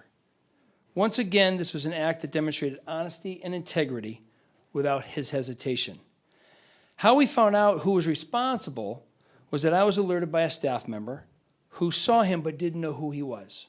And they found out what he had done. He had returned it to the track coach for their fundraiser. So we said, well, how are we going to find out who this is? Because this is kind of a big deal, right? To find an envelope that has money and fundraising in it. So we watched our school cameras. And while several students walked by the envelope, they noticed it. A couple of them gave some glancing looks at it. It was Subhanjit who eventually stopped, picked it up, recognized what it was, and then brought it to the track coach for which held the fundraiser. Returning something valuable because it is the right thing to do reflects true character. And Subhanjit did exactly that. He's a student with many talents and interests. He participates in outdoor track, works hard academically, and genuinely enjoys studying and learning. And similar to the conversations that Mr. Foti has with his students when he wants to talk about them, I sat with Subhanjit and we spoke. And I said, what other interests do you have? And he says, I'm also an artist and I like to paint. I said, really? I like to paint. He says, really? I said, yeah. I said, do you paint with oils? And he says, no, acrylics. But I'm excited to begin exploring oils this summer. I said, well, how about that? So he isn't starting now because he's getting ready for finals. He says there's a lot of work to be done with upcoming finals. In addition to that, he takes piano lessons and continues to challenge himself creatively and academically. What stands out most is his desire to contribute to others. This summer, he plans to volunteer both at the library and a local doctor's office that needs assistance. His willingness to give his time and energy to help others reflects the spirit of service and responsibility that this award is meant to honor. When asked what he appreciates most about Rocky Hill High School, very similar theme going on if you can catch on. Subhanjit shares that he values the friendly teachers and staff, as well as the many opportunities and choices available to the students in their education. I thought that was particularly profound, because we'll certainly celebrate the teachers and we celebrate those that are retiring and those that have given so much. But what he said struck me was, he said the choices that he has for his own education, which I thought was pretty insightful. That appreciation for his community and learning is evident in the way that he carries himself every day. And both Macy and Subhanjit remind us that civility is demonstrated not only through big accomplishments, but through everyday decisions to act with honesty, compassion, and integrity. Both of your actions, both large and small, help create this kind of school community that we all strive to build, one where we all care about each other and what is right to do, because it is simply right to do. So congratulations. Thank you.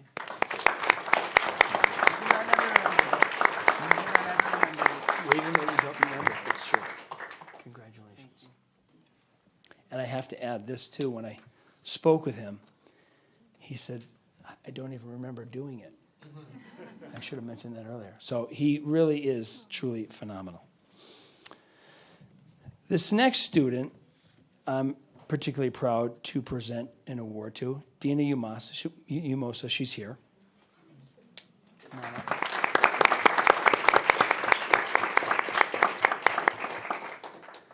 So again, keeping in mind that this award celebrates kindness, responsibility, respect, and consideration for others, Dina consistently demonstrates a strong understanding of the difference between right and wrong.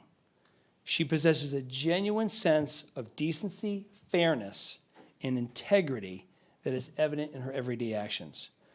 What makes her especially deserving of this award is that her actions are never motivated by a desire to get others in trouble. And I want to explain that in a little bit.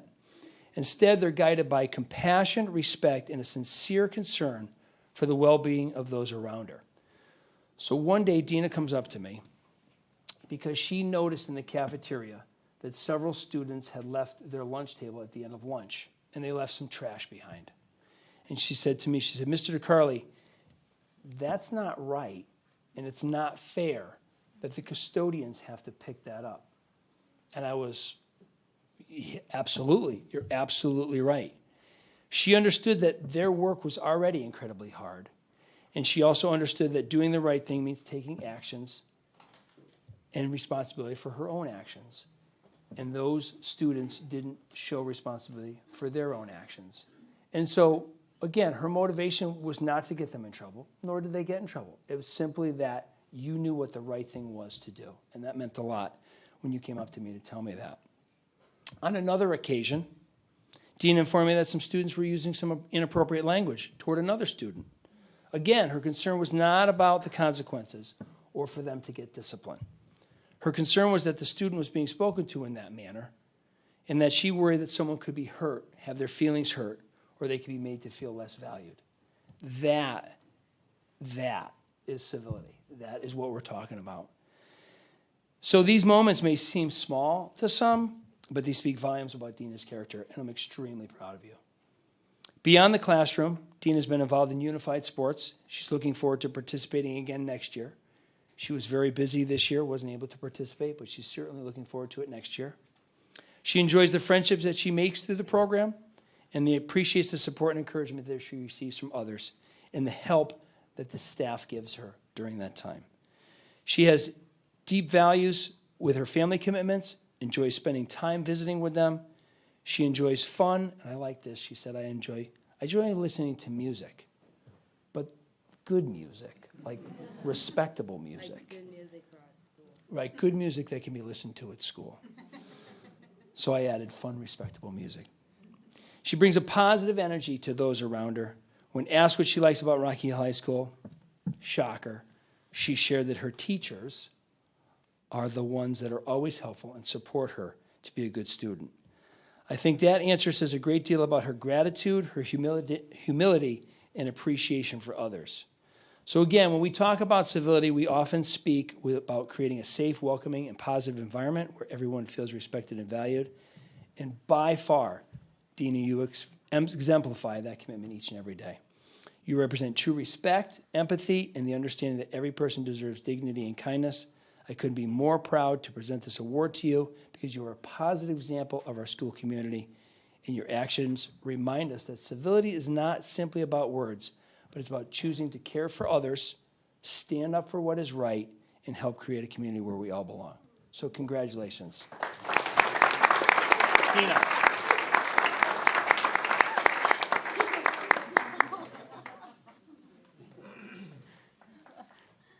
Congratulations to our high school civility awards. Thank you. Thanks, Mr. DeCarli.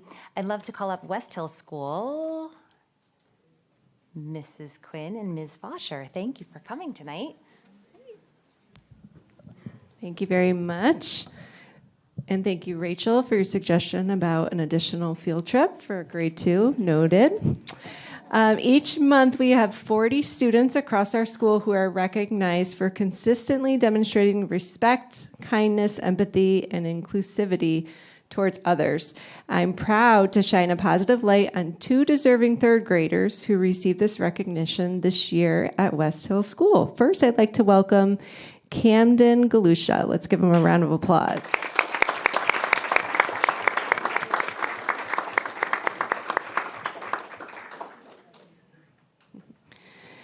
Camden, also known as Cam, is a leader who consistently sets a positive example for those around him. He is an outstanding role model to his peers, always demonstrating kindness, respect, and responsibility in all that he does.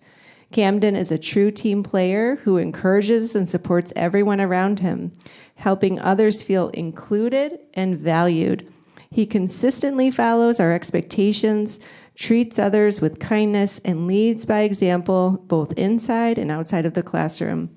He always gives his very best effort and approaches every activity with a positive attitude and a strong sense of sportsmanship.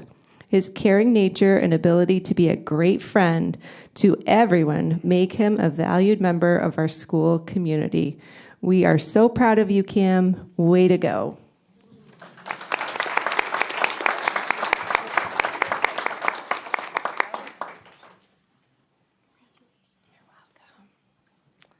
I'd like to call up Serene El-Shami from third grade as well.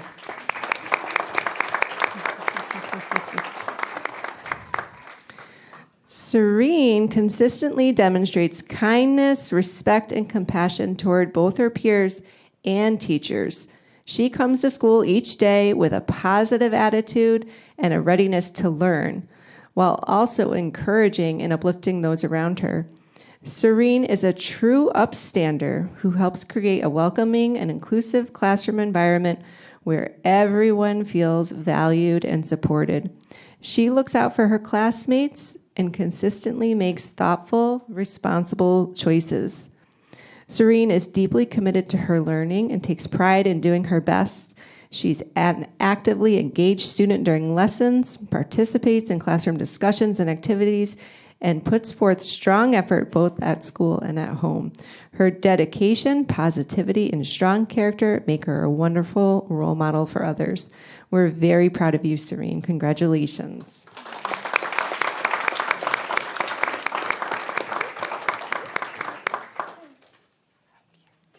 Congratulations to all of our winners of our Civility Awards. Thank you so much. I'm moving on to agenda item number 5, which is approval of minutes.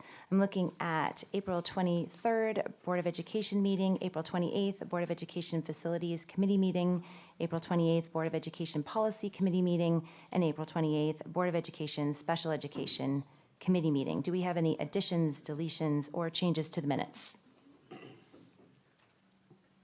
Okay, seeing none, can I have a motion? So moved. Thank you. Do I have a second? Thank you, Mr. Clemens. All in favor of accepting the approval of the minutes as listed? Aye. Any opposed? Anyone abstaining? No? Okay, motion passes. Thank you very much. Moving on to correspondence, number 6, Dr. Zito. Yeah, just one quick update on correspondence. I want to thank Mrs. Manella for reaching out to me regarding the project graduation and the class parade. Since 2020, when we had the COVID pandemic, the senior class each year has had a parade through town. The date for that is scheduled for Friday, June 12th. The parade starts at the West Hill School parking lot, goes over to Chapin Avenue. We coordinate that with the police. And I just want to thank Project Graduation and Mrs. Manella for reaching out, reminding us to get that scheduled. And I want to thank Chief Klett and Ron LaMontagne, who also assists with organizing everything. So it's a great event and kicks it off because it's the Friday night before the Monday graduation, so the timing is really good for that. Did you say a time of day? Yeah, it typically starts at the West Hill parking lot at 6:30. That'll be Friday evening, June 12th. Thank you, Dr. Zito. Moving on to number 7, that's consent calendar.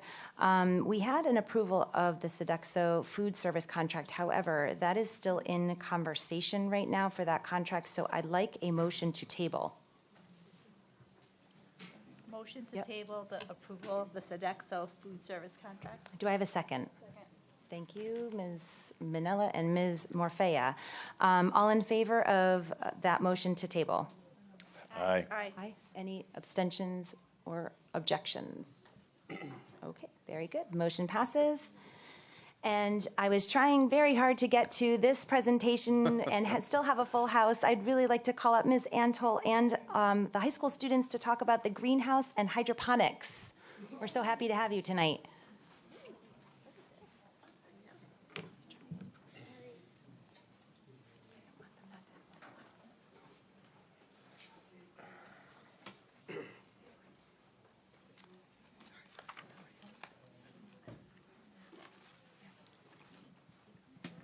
Hi, I'm Kim Antol, Rock Hill High School. This is Leonese, Elena, and Terrence, and we're going to take you through the grant, and then the kids are going to, like, at different points, share some information, and then we have some tomatoes and cucumbers to share with you. So I'm going to go really quick. So we have a botany program at the high school, in case you didn't know. We offer an academic or general level botany class. We also offer the Yukon EC horticulture class. The program was started in 1983 by Conrad Zenzian, and it was passed to me in 97, and I've continued that. So I was encouraged by our former assistant superintendent to apply for the CT Grown for CT Kids grant.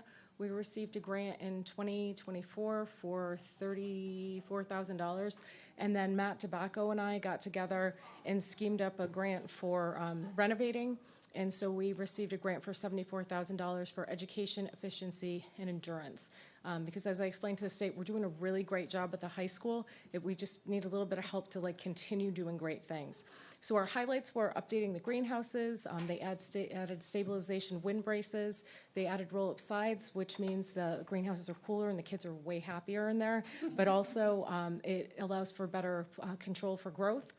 New benches that the students you're going to see put together for us because they're amazing. And then we have an updated ventilation system with environmental controllers. And then we're celebrating the CT Grown for CT Kids Week. And then we also celebrated with the teachers. So these are our old greenhouses. They kind of look the same, but they have updates. So Juan from Astorba Greenhouses was amazing, and he realized our greenhouses were leaning, which I had noticed, but he's like, no, we really need to stabilize this. So he fixed those with wind braces. We have little sides that roll up, which basically brings the greenhouse temperature from 120 in the summer to like a nice, calm 95. And it's cooler, during the school year. We have new doors, new glazing, which is the covering. So then what we did, that all happened in July and August, and then we did CT Grown for CT Kids Week, which essentially you can see my superstars here. They started Basil the first day of the class, and they're like, what are we doing? And then they were super excited because stuff was growing. So on October 6th, we had a big harvest, and we learned safe harvest practices, and the kids were out there. They did a great job. Let's see, what else? We did a farm-to-table immersion. So Leanne Xenophotis from Sodexo came out, and she helps with the kids with the growing in terms of okay, this is growing, this looks great. We have to make sure the product is really high quality, and now we're going to take it into the classroom, and what are we going to do with that? So she taught the kids about safe serve guidelines, so wearing cut gloves so they don't cut their fingers off, which I appreciate because we don't want blood in our salsa. And then they got to wear hairnets, which my anatomy and physiology class thought was stunning. They made some salsa together, and then the kids got to taste what they made. The botany students then proceeded to use the basil that they had grown to make some pesto. So there were some of my stars showing off and tasting. Additionally, part of that goal of CT Grown for CT Kids is teach kids about farm to table. So the anatomy and physiology students did a fresh salsa versus processed salsa, and I think we only polled like 300 and something kids, but like most of those 300 kids preferred the fresh salsa versus the processed salsa. So I thought that was kind of a win for us. And then you could see the kids were tasting, and they're like, do you think they'll give us seconds? They were all excited, and they wanted to take salsa home, which is amazing. The anatomy students also connected health and wellness to farm to school experience, so they did some research, and I let them pick whatever they wanted to do. I'm like, hey, do whatever you want to do, make some connections, and they were amazing with what they did. We also offered a professional development for the teachers, so they got a tour of the hydroponics, and then the teachers got to take basil plants home, and they too made pesto and were super excited, and it was delicious. So we also did renovations, and thank you so much to our facilities manager and our custodians, because they ripped apart those awful, horrible old benches that we had, which were super functional but not pretty. And now my students got in there, and they started to figure out how to build them. And I didn't know how to build them either, so we suffered through together, right? So that was awesome. Do you want to talk, Terrence, about lettuce harvest?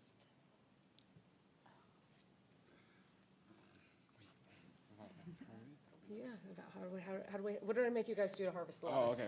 Oh, okay. So like what we did to harvest the lettuce was like we have a hydroponics kit that we have that like helps grow like the lettuce itself.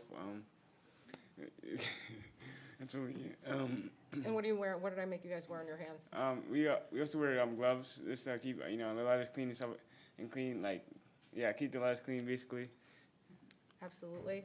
And then what do we do with our lettuce? We eat it. We made a salad with it. Yeah, and it was fun because like a lot of kids have never actually grown their own lettuce and then made their own salad, so that was pretty amazing. And Terrence, what do we do with this stuff? What is all that stuff? So the picture on the left is wheat. The picture on the left is I believe tomatoes, and then I forgot what the middle one was. We have cucumbers. So also we have cucumbers, and then what do we do? What do I make you guys do all the time? We checked the I forgot what they called. The EC. Yeah, and what the is the EC? What is all that? Electroconductivity. Yeah. Which is a really big way to say we have to make sure we know how much what is in the. Fertilizer in the bucket. Yeah, and then the kids make adjustments based on the needs. So if you look at the plants on the left, they're kind of yellow, and the plants on the right are much more green, and then students are responsible for monitoring that and maintaining that by taking the pH and the electroconductivity. And that is a skill that if they wanted to go out into the real world, they'd absolutely be able to do that. Okay, thank you so much. So the other kids, we also follow nutrient schedules. So there's a way that the professionals have figured out how do you grow the most produce, and that's what we've been following along. So we started strawberries. What we've realized though is the strawberries aren't super happy yet. So strawberries, although started this year, are a little burnt, so they'll get better for next year. So Lainey's going to come and chit chat about our plant sale. Well, thank you for having me. And our plant sale was a way to meet people from our community, be able to sell and meet people and see their different personalities while selling plants. We got to talk to them, we got to greet them. We were able to help them bring the plants to their cars and everything. It was a really good experience to have since I never worked before, and this brought me a real life scenario while I would work and everything, and I thank you for letting me be here and everything. Yeah.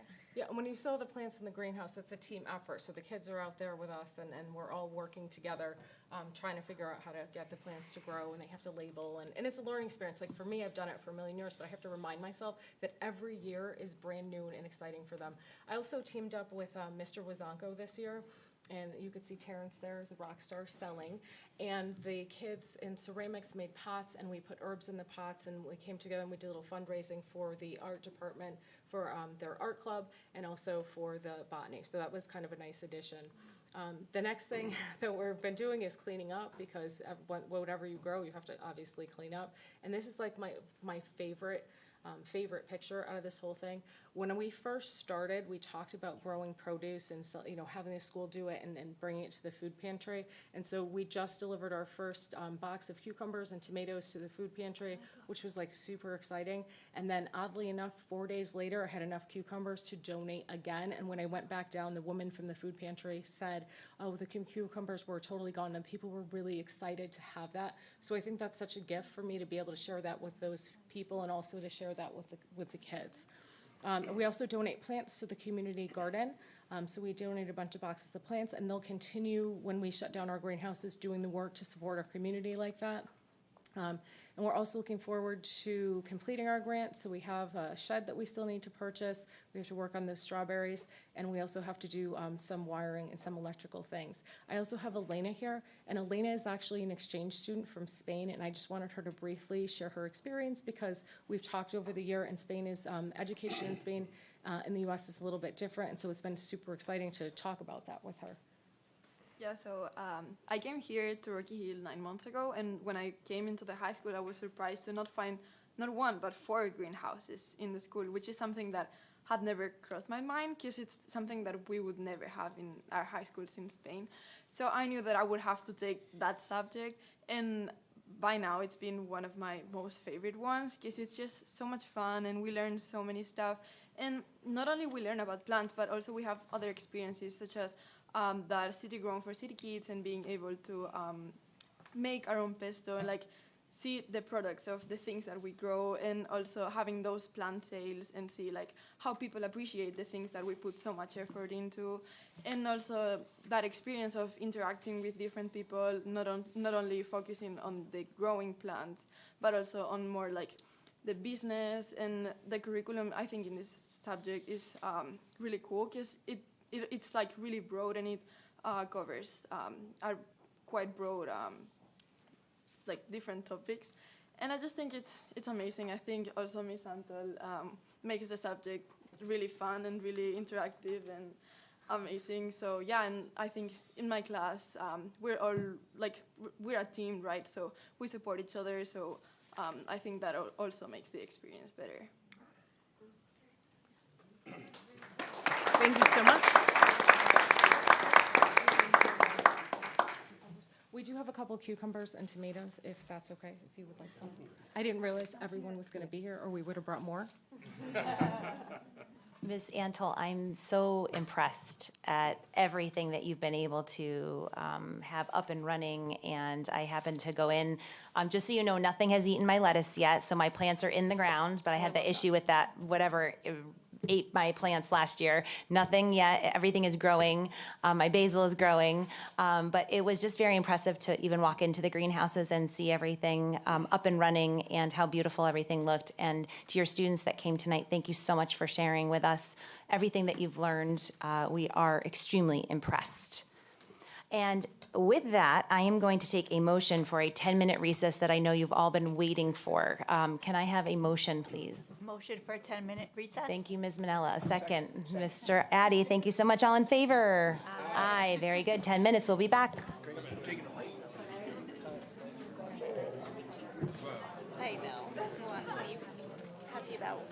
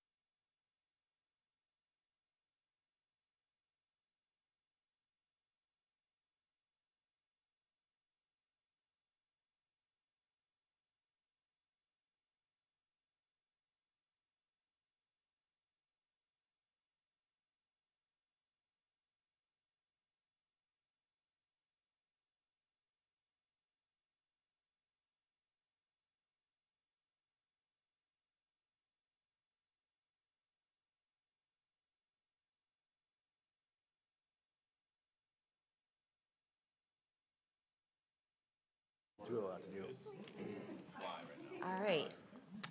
And we are back after a very short recess. We are moving on to committee reports, number 9, curriculum.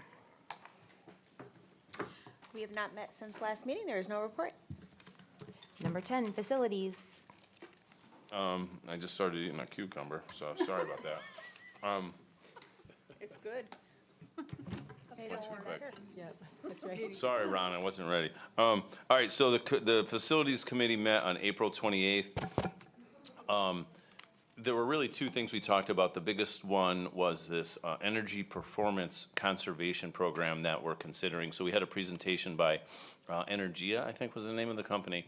And the quick gist of the program is they arrange a setup where you can get funds, money, sort of upfront against future savings for energy conservation. So you can get money to do some capital projects like lighting, HVAC equipment, certain things that will qualify for energy savings. And looking at the future savings on your energy bill. And so anyway, so we had this presentation by them, so we're looking into it, we're considering it. They're going to be coming back to present to us, I believe, on June 16th to the combination of the Board of Education and the Town Council.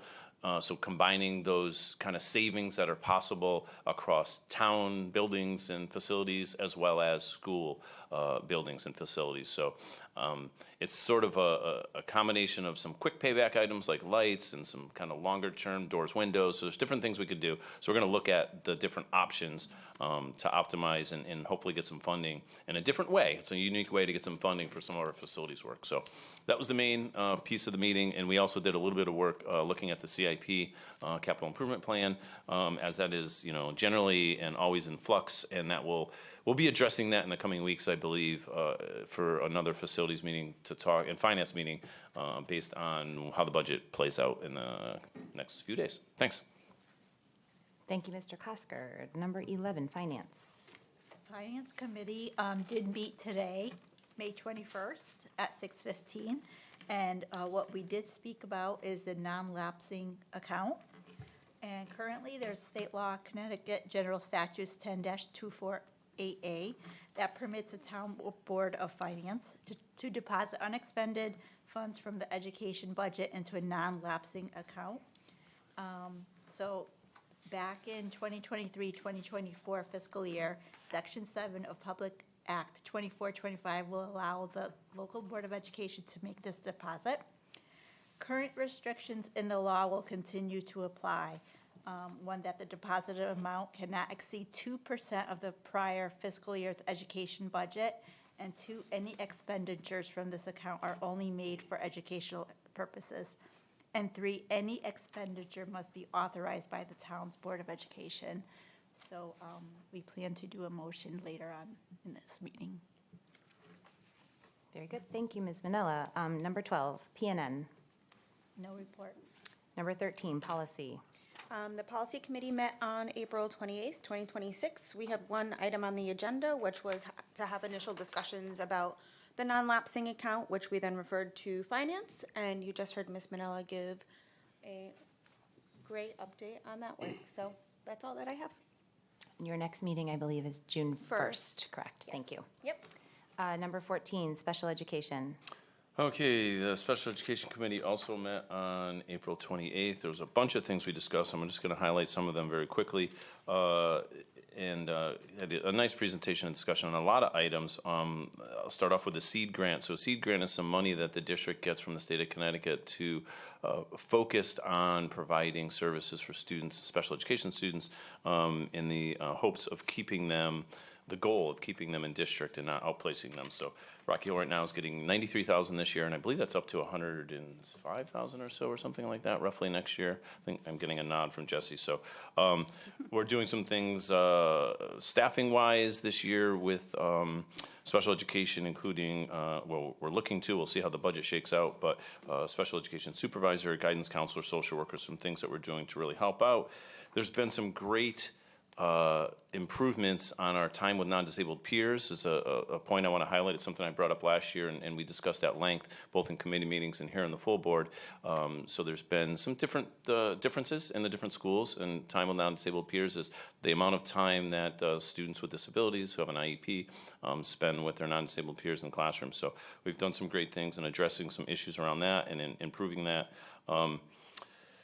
Yeah, let's see what else. I'll turn the pages quick, Brian. Let's see, referrals. Restraint and seclusion, I think there's some really good work going on restraint and seclusion as well. Again, restraint and seclusion, for those not familiar with it, is, students may need to be restrained or secluded based on challenges they might be having with behaviors, and a goal is, of course, to reduce and eliminate those, and we're doing some great things. Working with CREC consultants, working with some training of teachers on behavior interventions and stuff. And so there's some really good work going on there in the district as well. I think that's all I have for tonight. And we do not have another meeting scheduled because it's the end of the year. So we'll see each other in the fall. Thank you. Thank you, Mr. Kosker. Number 15, CREC Council. Okay, I'll be real quick. Yesterday was the 40th anniversary of CREC luncheon at the Bushnell. And also, probably the biggest thing that came out of the meeting is that the Greater Hartford Academy of the Arts is close to securing a grant to build a facility. Currently, they're renting out some rooms at the Colt Building on High Ship Avenue, which was exciting for me as a former graduate there, where we actually had classes in a former funeral home. So I'm glad to hear that they're getting a nice building from what we had back in the day. And that was pretty much it. Thank you, Ms. Morfea. Number 16, school safety. We have not met, but I would like to discuss putting something on the schedule for an end of the year rundown from the SROs, if possible. Okay, we will try to find you a June meeting. No, it's probably going to be June. All right. Number 17, technology. There has been no report. Thank you. And number 18, voice. We have no meeting since the last time I reported. However, we do have something scheduled for June 22nd. All right. Thank you very much. We have no unfinished business, but we are going to move on to some new business. And we're going to start with number 19, which is the non-lapsing account. We do have a Board of Ed vote that is anticipated. Do I need to open this up to more discussion from what Ms. Manella had stated, or can I move right into a motion?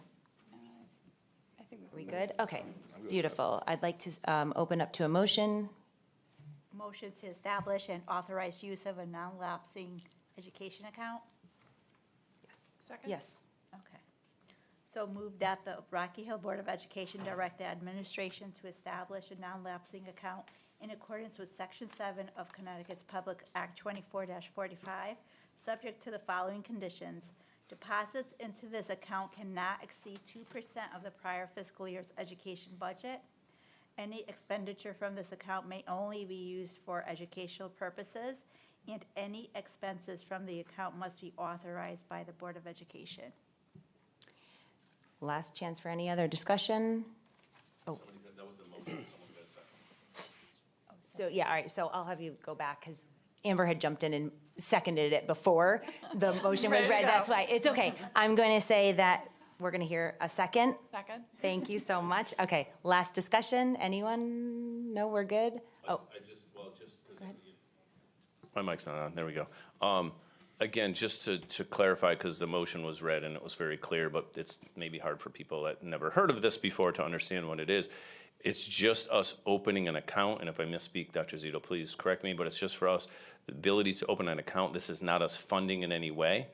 Future decisions will be made down the road as far as funding this account. If there's excess money at the end of the school year next year, we could potentially fund that and put money into this account. Again, a non-lapsing account, so it's not in us doing anything right now in that terms. It's just allowing us the opportunity to maybe do it in the future. So I just want to state that. That's all. Thank you, Mr. Kosker. I appreciate that clarification, because that's very important. Okay, all in favor? Aye. Aye. Beautiful. Is there anyone opposed? Anyone abstaining?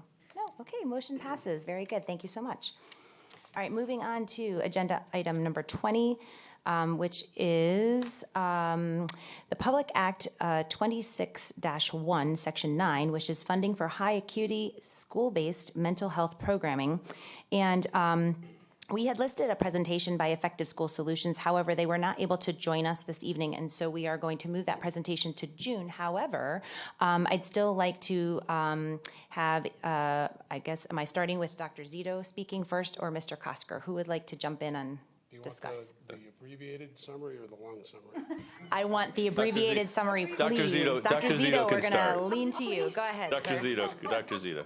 I will be brief. I do want to thank Ms. Morphia for kind of fast-tracking a quick meeting, and she worked with Mr. Kosker, the two of them, at the direction of Ms. Lafredo, so thank you for kind of moving it along. Just called me early in the week and said, get something going quickly. So Jen and Tom participated with Hillary May, who is an advocate for Effective School Solutions. She works up at the state capitol, and she has a connection with Senator Lesser, who pushed through some very exciting legislation. Bottom line is 5 towns are going to be able to get well over $1 million. It's like $2.5 million total over 2 fiscal years to provide high acuity school-based mental health programming in the schools. The takeaway for Rocky Hill is that in year 1, which will start this fall, we will be able to work with Effective School Solutions to get 2 full-time licensed clinical social workers for the Compass programming that we have. Compass, we will place 1 person at West Hill and 1 at Mosier. The beauty of this is that it frees up our other support staff to go into what we call kind of a tier 3 support. So the 98% of kids, the 99.5% of kids who aren't in Compass will get more time with social workers, BCBAs, and so forth, because we can put some dedicated high acuity support right into those 2 programs. So it was a very good meeting. I think there was a very good synergy on the call with the folks from ESS. They are experts at what they're doing. Jesse participated in the meeting along with Scott was there and Wendy. Annabelle had a conflict; she couldn't make it, but there was our leadership team basically there, plus a couple of our board members. So my takeaway was it was great. The next steps will involve having the board authorize the administration to enter into a contract for services. This is completely funded through the legislation from state dollars, and I do want to thank Senator Lesser because he was able to push this through with his contacts up in the legislation. It was really a big win for not only for Rocky Hill, but a couple of other towns in our region that are going to be able to bring these supports in for the kids. One of the biggest challenges we have, I'm looking at some of the principals here tonight, I get very good over the years at saying no because everybody wants to advocate for their school. And I'm the guy that's got to kind of split people up and make decisions. It's hard because every principal advocates for his or her school. But this is going to help us get some additional supports across the spectrum by freeing up some people that right now are pretty focused only on those programs. So it's a big win for Rocky Hill. There's your brief summary. Thank you, Dr. Zito. Go ahead. I have a Ms. question, Mella? Dr. Zito.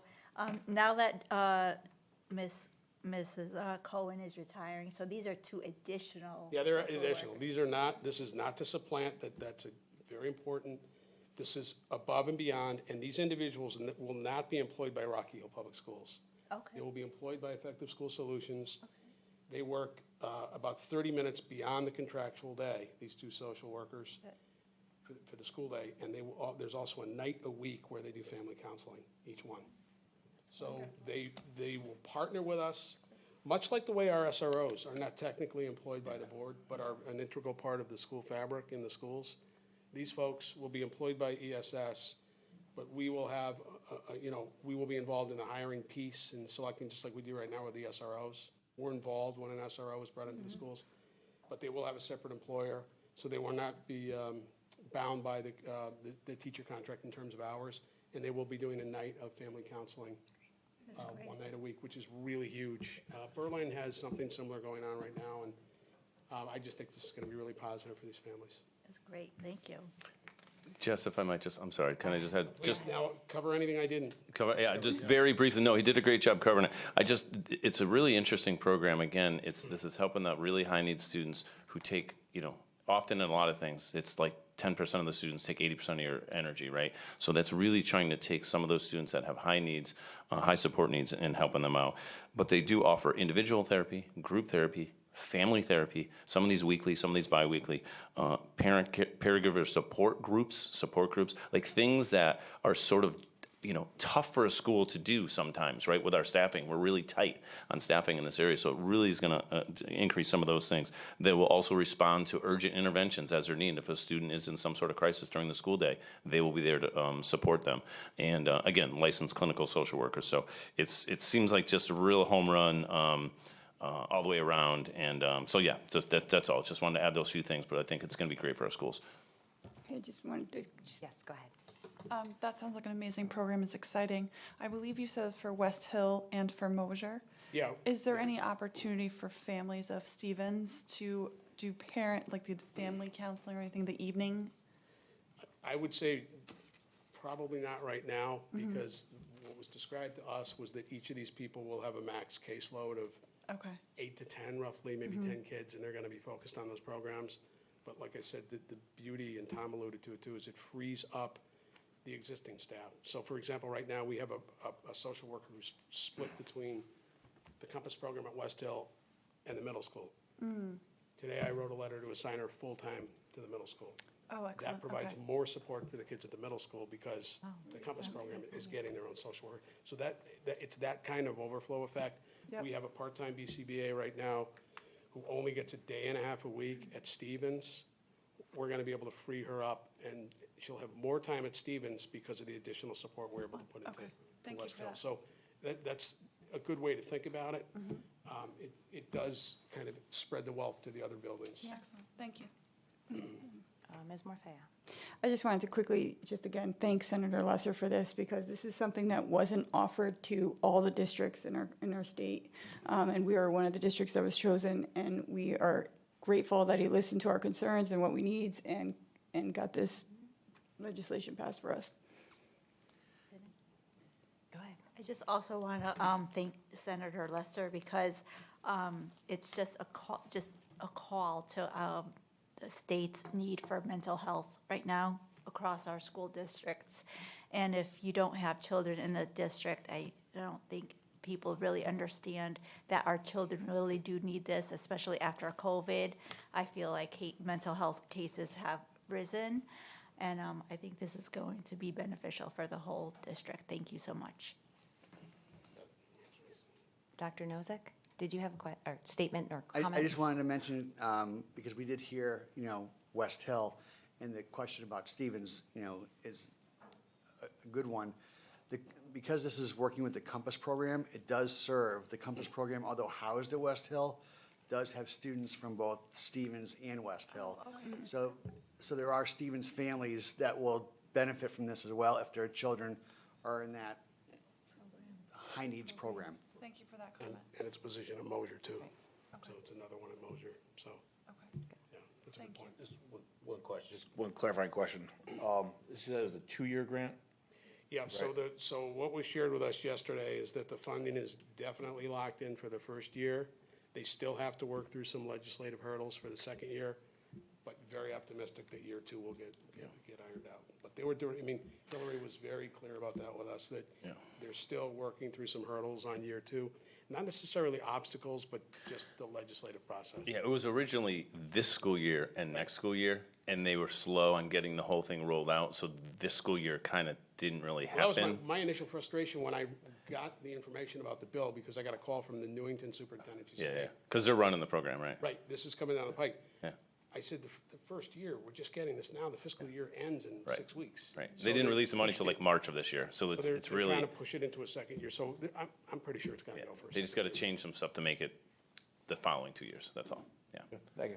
And the other thing I'll add, Jess, if I could, the other part that's really great with this, I think that's going to be beneficial to, again, students, staff, and everything, is those folks that are coming in from Effective School Solutions will help train some of our staff too, and work with our paraprofessionals and others, and Dr. Zito talked to them about that. So that's always needed, right? For some of the paras that come in here, they may or may not have the level of training needed to work with these students with high needs, and that this will be part of what they do as well. So there's lots of different components of what they're doing that are going to add value to us. So thanks.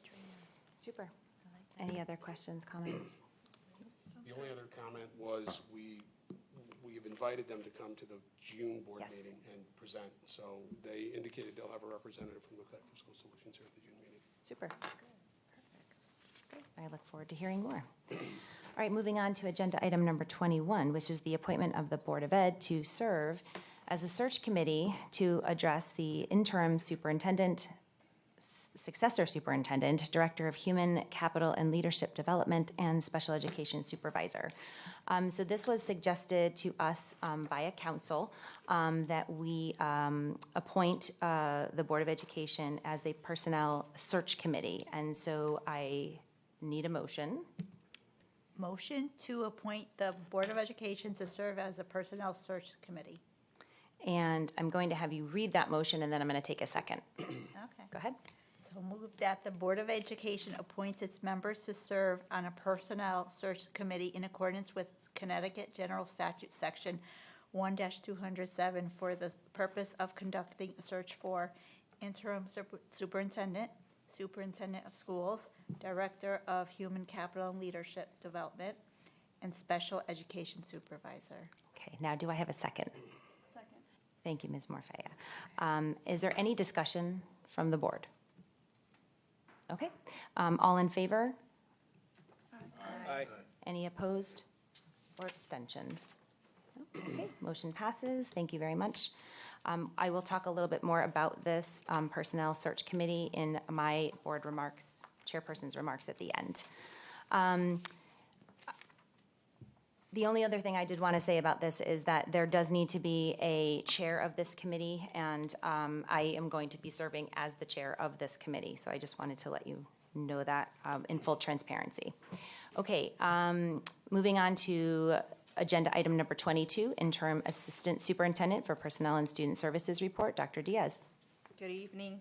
I would like to begin by extending my heartfelt congratulations to our retiring staff. We're deeply grateful for your dedication, and I truly wish you the very best as you begin your next chapter. To our students, you remain the pride and joy of this district. Your achievements continue to impress me, and I am so proud of your hard work. I also want to offer a special salute to Paul and Tiago for their commitment to the United States Navy. From one Navy mom to you and your families, I send a heartfelt hoo-yah. We are incredibly proud of your choice to serve. On the administrative front, the Human Resource Office has been exceptionally productive during this hiring season. I am pleased to share that the majority of our staff vacancies resulting from either retirements, resignations, and anticipated positions have been filled. By initiating our recruitment process early, we successfully attracted a pool of highly qualified candidates. I'm excited to onboard these outstanding professionals who demonstrate the passion and dedication our students and community deserve. And this concludes my report this evening. More than happy to answer any questions. Any questions for Dr. Diaz? Okay, thank you very much. Moving on. Oh, go ahead, Ms. Morfea. I just wanted to also thank Dr. Diaz for stepping in with your role as assistant superintendent. Now that you have to go back to principal position, just wanted to say thanks. She still has one more board meeting. She's not going anywhere yet. Okay, moving on to number 23, Assistant Superintendent for Finance and Operations, Dr. Nozick. All right, thank you very much. A lot of exciting things happening. Want to congratulate all the teachers that are retiring, as well as the students who received their awards. I did get a chance to go to the senior prom and the top 20 dinner, and it just, it's such an impressive, like each time I see the kids interacting with the teachers and the administration, it's just it fills you full of pride. It's been a really great month, and it's just continuing on here with all these accolades. Your report from me on the finances, for the month ending April 30th is included in your board packet. We had the usual suspects as far as the items that are over. I don't think they've changed at all since the previous month. What I did do, and we do have a number of items that are of some concern that are reflecting a deficit. I gave you a second packet report for tonight's board meeting, just looking at the projected financial report. This is really probably more accurate in terms of where we're going to land at the end of the year.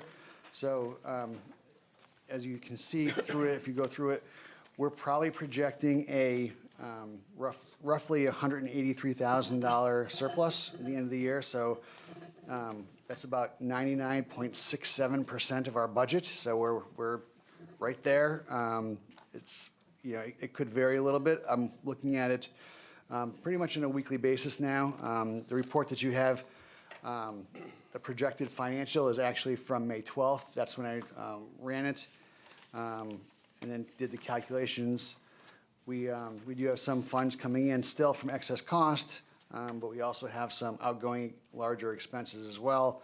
So this is kind of where my best guesstimate is right now. We're at about 183,000 to the good, and I'll have additional information for you.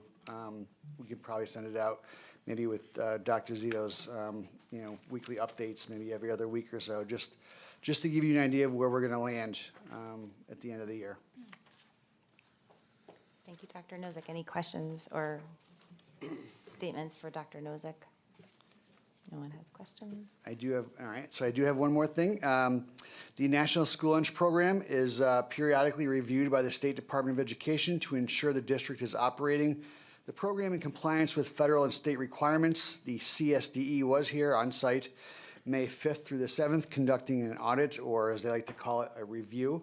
There are two primary types of reviews. We were participants in both. The administrative review, this is a comprehensive review of the overall operation of the school nutrition program. The reviewers examine areas such as meal patterns, nutritional compliance, meal counting and claim procedures, free reduced meal eligibility determinations, food safety, civil rights compliance, wellness policy implementation, financial management of the food service program, and staff training and professional standards. We also participated in the procurement review, and this review focuses on purchasing practices and the use of federal nutrition funds.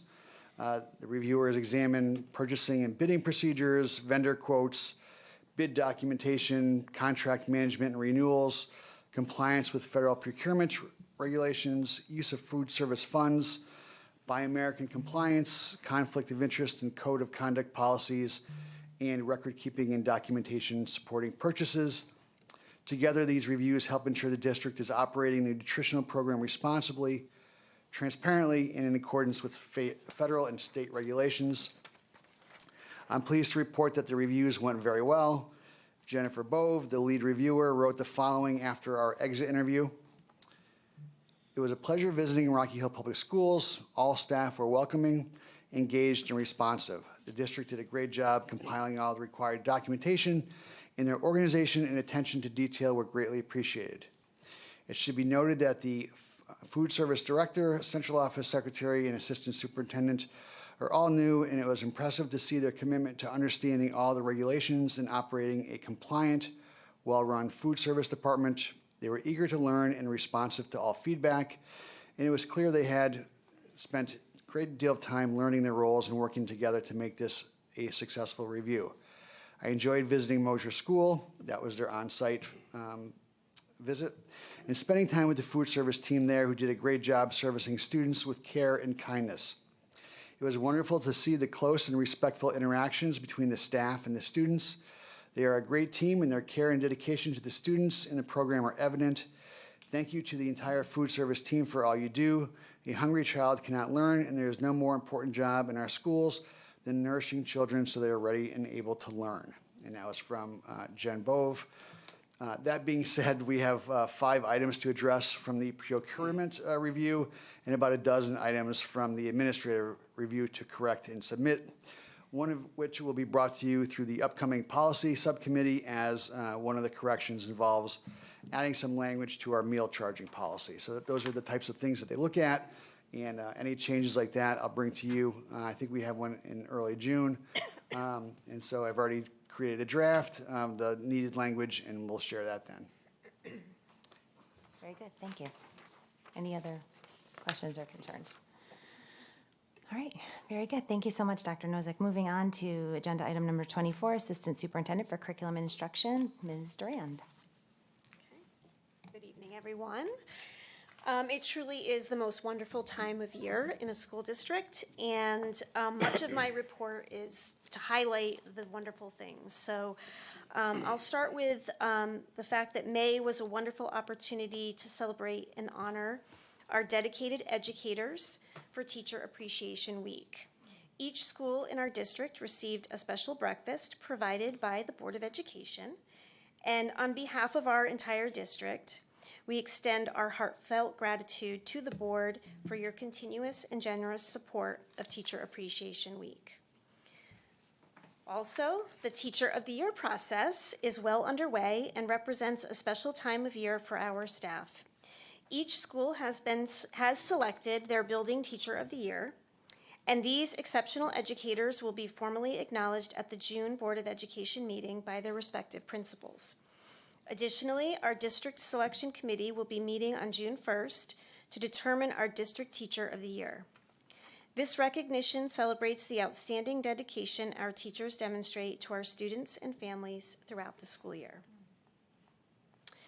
We are also pleased to report that the district has successfully completed our Smarter Balanced and Next Generation Science Assessments for the 25-26 school year by the end of this week.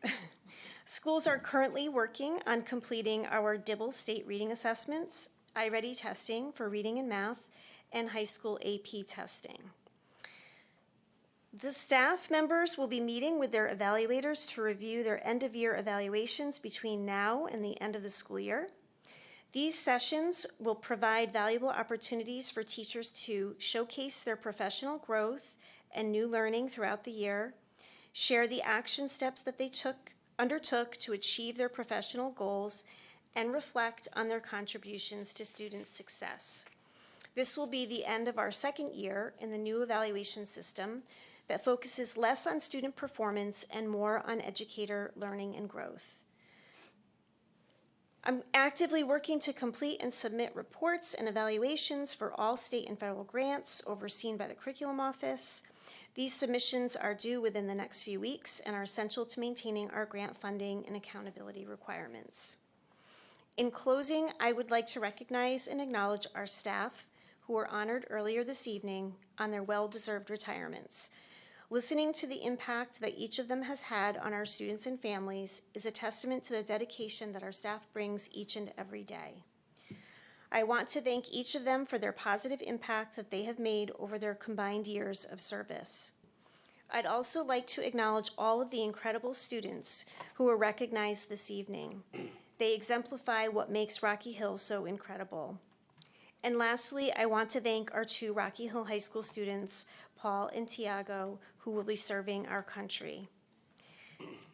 Truly, Rocky Hill is a special place, and tonight's board meeting really exemplified that. So I was really just blown away by everyone who was recognized this evening. So if there are any questions, I'm happy to take them now. I have just one. Who do we give credit to for organizing the breakfast for each of the buildings for Teacher Appreciation?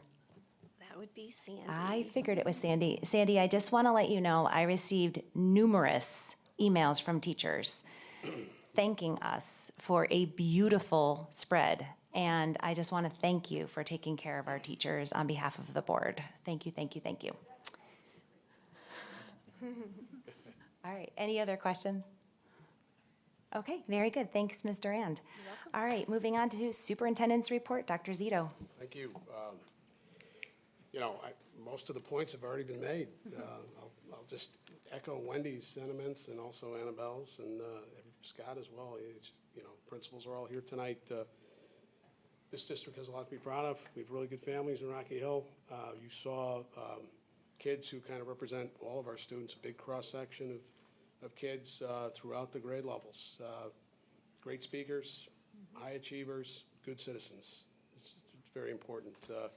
Speaks a lot about their families, but it also speaks a lot about the support that they get in the schools from the staff here in Rocky Hill, and about your support as a board. It's a special town. It's a special community.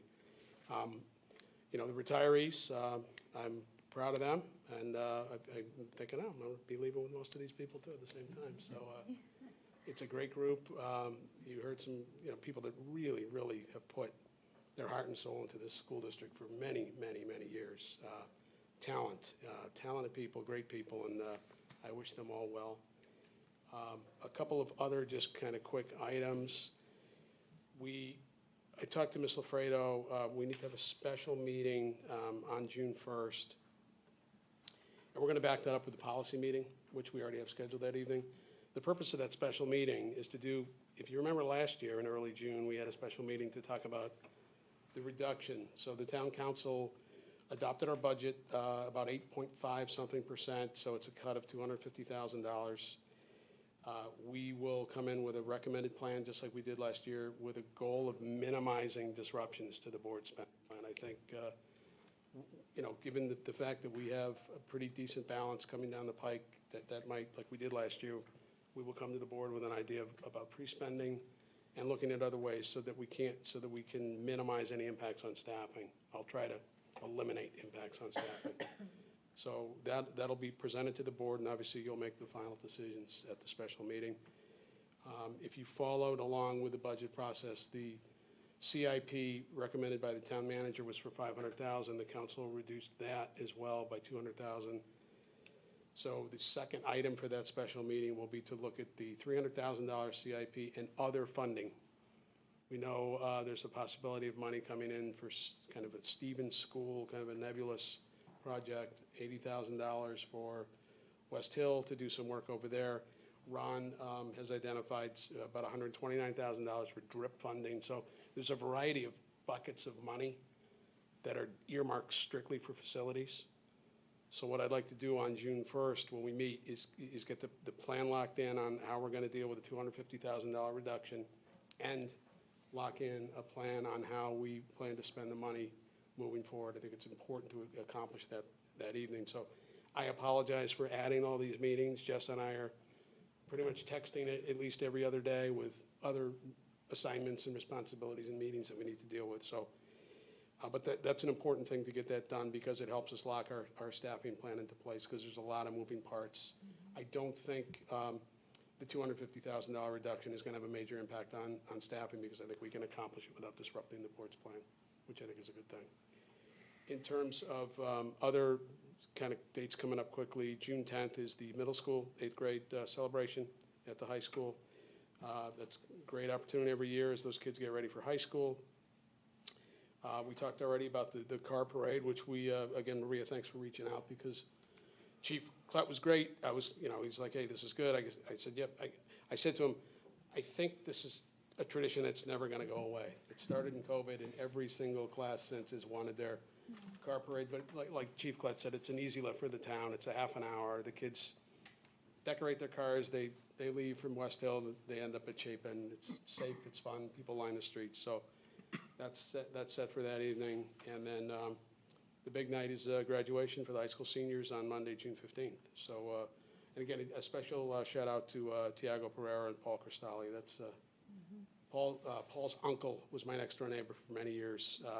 Very proud of that kid, and that military commitment is awesome for those two. So heart goes out to them. But great meeting tonight. The last meeting of the big meeting in May is always the best one of the year in terms of recognizing kids. So thank you. Thank you, Dr. Zito. All right, the last agenda item is my board report, and there are a few items that I wanted to just touch base about, and so I will speak as fast as I can because I'm looking at the clock. So certainly tonight was filled with celebration and pride. I'm echoing what everyone else has said tonight, from recognizing our retiring educators whose years of dedication have shaped generations of students, to celebrating the accomplishments of our middle school and high school students. We're reminded of what makes Rocky Hill Public Schools so very special. These achievements by both students and staff reflect the strength of our district. A special acknowledgement tonight does go to our high school students entering military service in the Navy, and that is especially meaningful. As the daughter of a Navy serviceman, I deeply appreciate the commitment and sacrifice that service represents. We thank you for continuing to learn and lead through military service, and we are grateful for your willingness to serve our country. Our thoughts and prayers will be with you as you begin this important journey in just a few short months. As was stated before by Ms. Durand, it was Teacher Appreciation Month, week at the beginning of May, and May is always a very busy and exciting month. We had proms, concerts, the 8th grade dance. We also had Pause for a Cause, which was a new fundraiser at GMS that was held alongside the Spring Art Show, the Top 20 dinner for the Rocky Hill High School seniors, and the Rocky Hill High School Music Department concert and art show, not to mention numerous sports events. Our students continue to impress us with their talent, their creativity, and their leadership. We are also incredibly proud of the Rocky Hill High School Drama Club, who just received 6 Halo Award nominations for their production of The Little Mermaid, with the awards taking place next week in Waterbury at the Palace Theater, so I'm hoping they come home with some halos this year. Equally deserving of recognition are the staff members who dedicate countless hours beyond the school day to make these experiences possible. Take, for instance, more than 30 teachers participated in organizing the Pause for a Cause, and thanks to Ms. Gudat and Ms. Matava and the Unified Arts teachers at GMS, they raised $816 that was donated to local animal shelters. Across the district, I have heard and seen so many other teachers have volunteered their time to chaperone dances, proms, concerts, and student events, not to mention the numerous sports events where they have cheered our students on from the sidelines. These responsibilities are not contractual obligations. They are acts of commitment and care, and I think we heard that over and over from every student that came up here tonight. The Rocky Hill staff consistently show up for students because they believe in supporting them every step of the way. And that support is especially evident when students speak about their teachers who have influenced their educational journeys as graduating seniors. Board members, Ms. Manella, Mr. Kosker, Mr. Shabra, and Mr. Clemens and I had the privilege of hearing those heartfelt reflections during the Top 20 dinner presentation on Monday evening.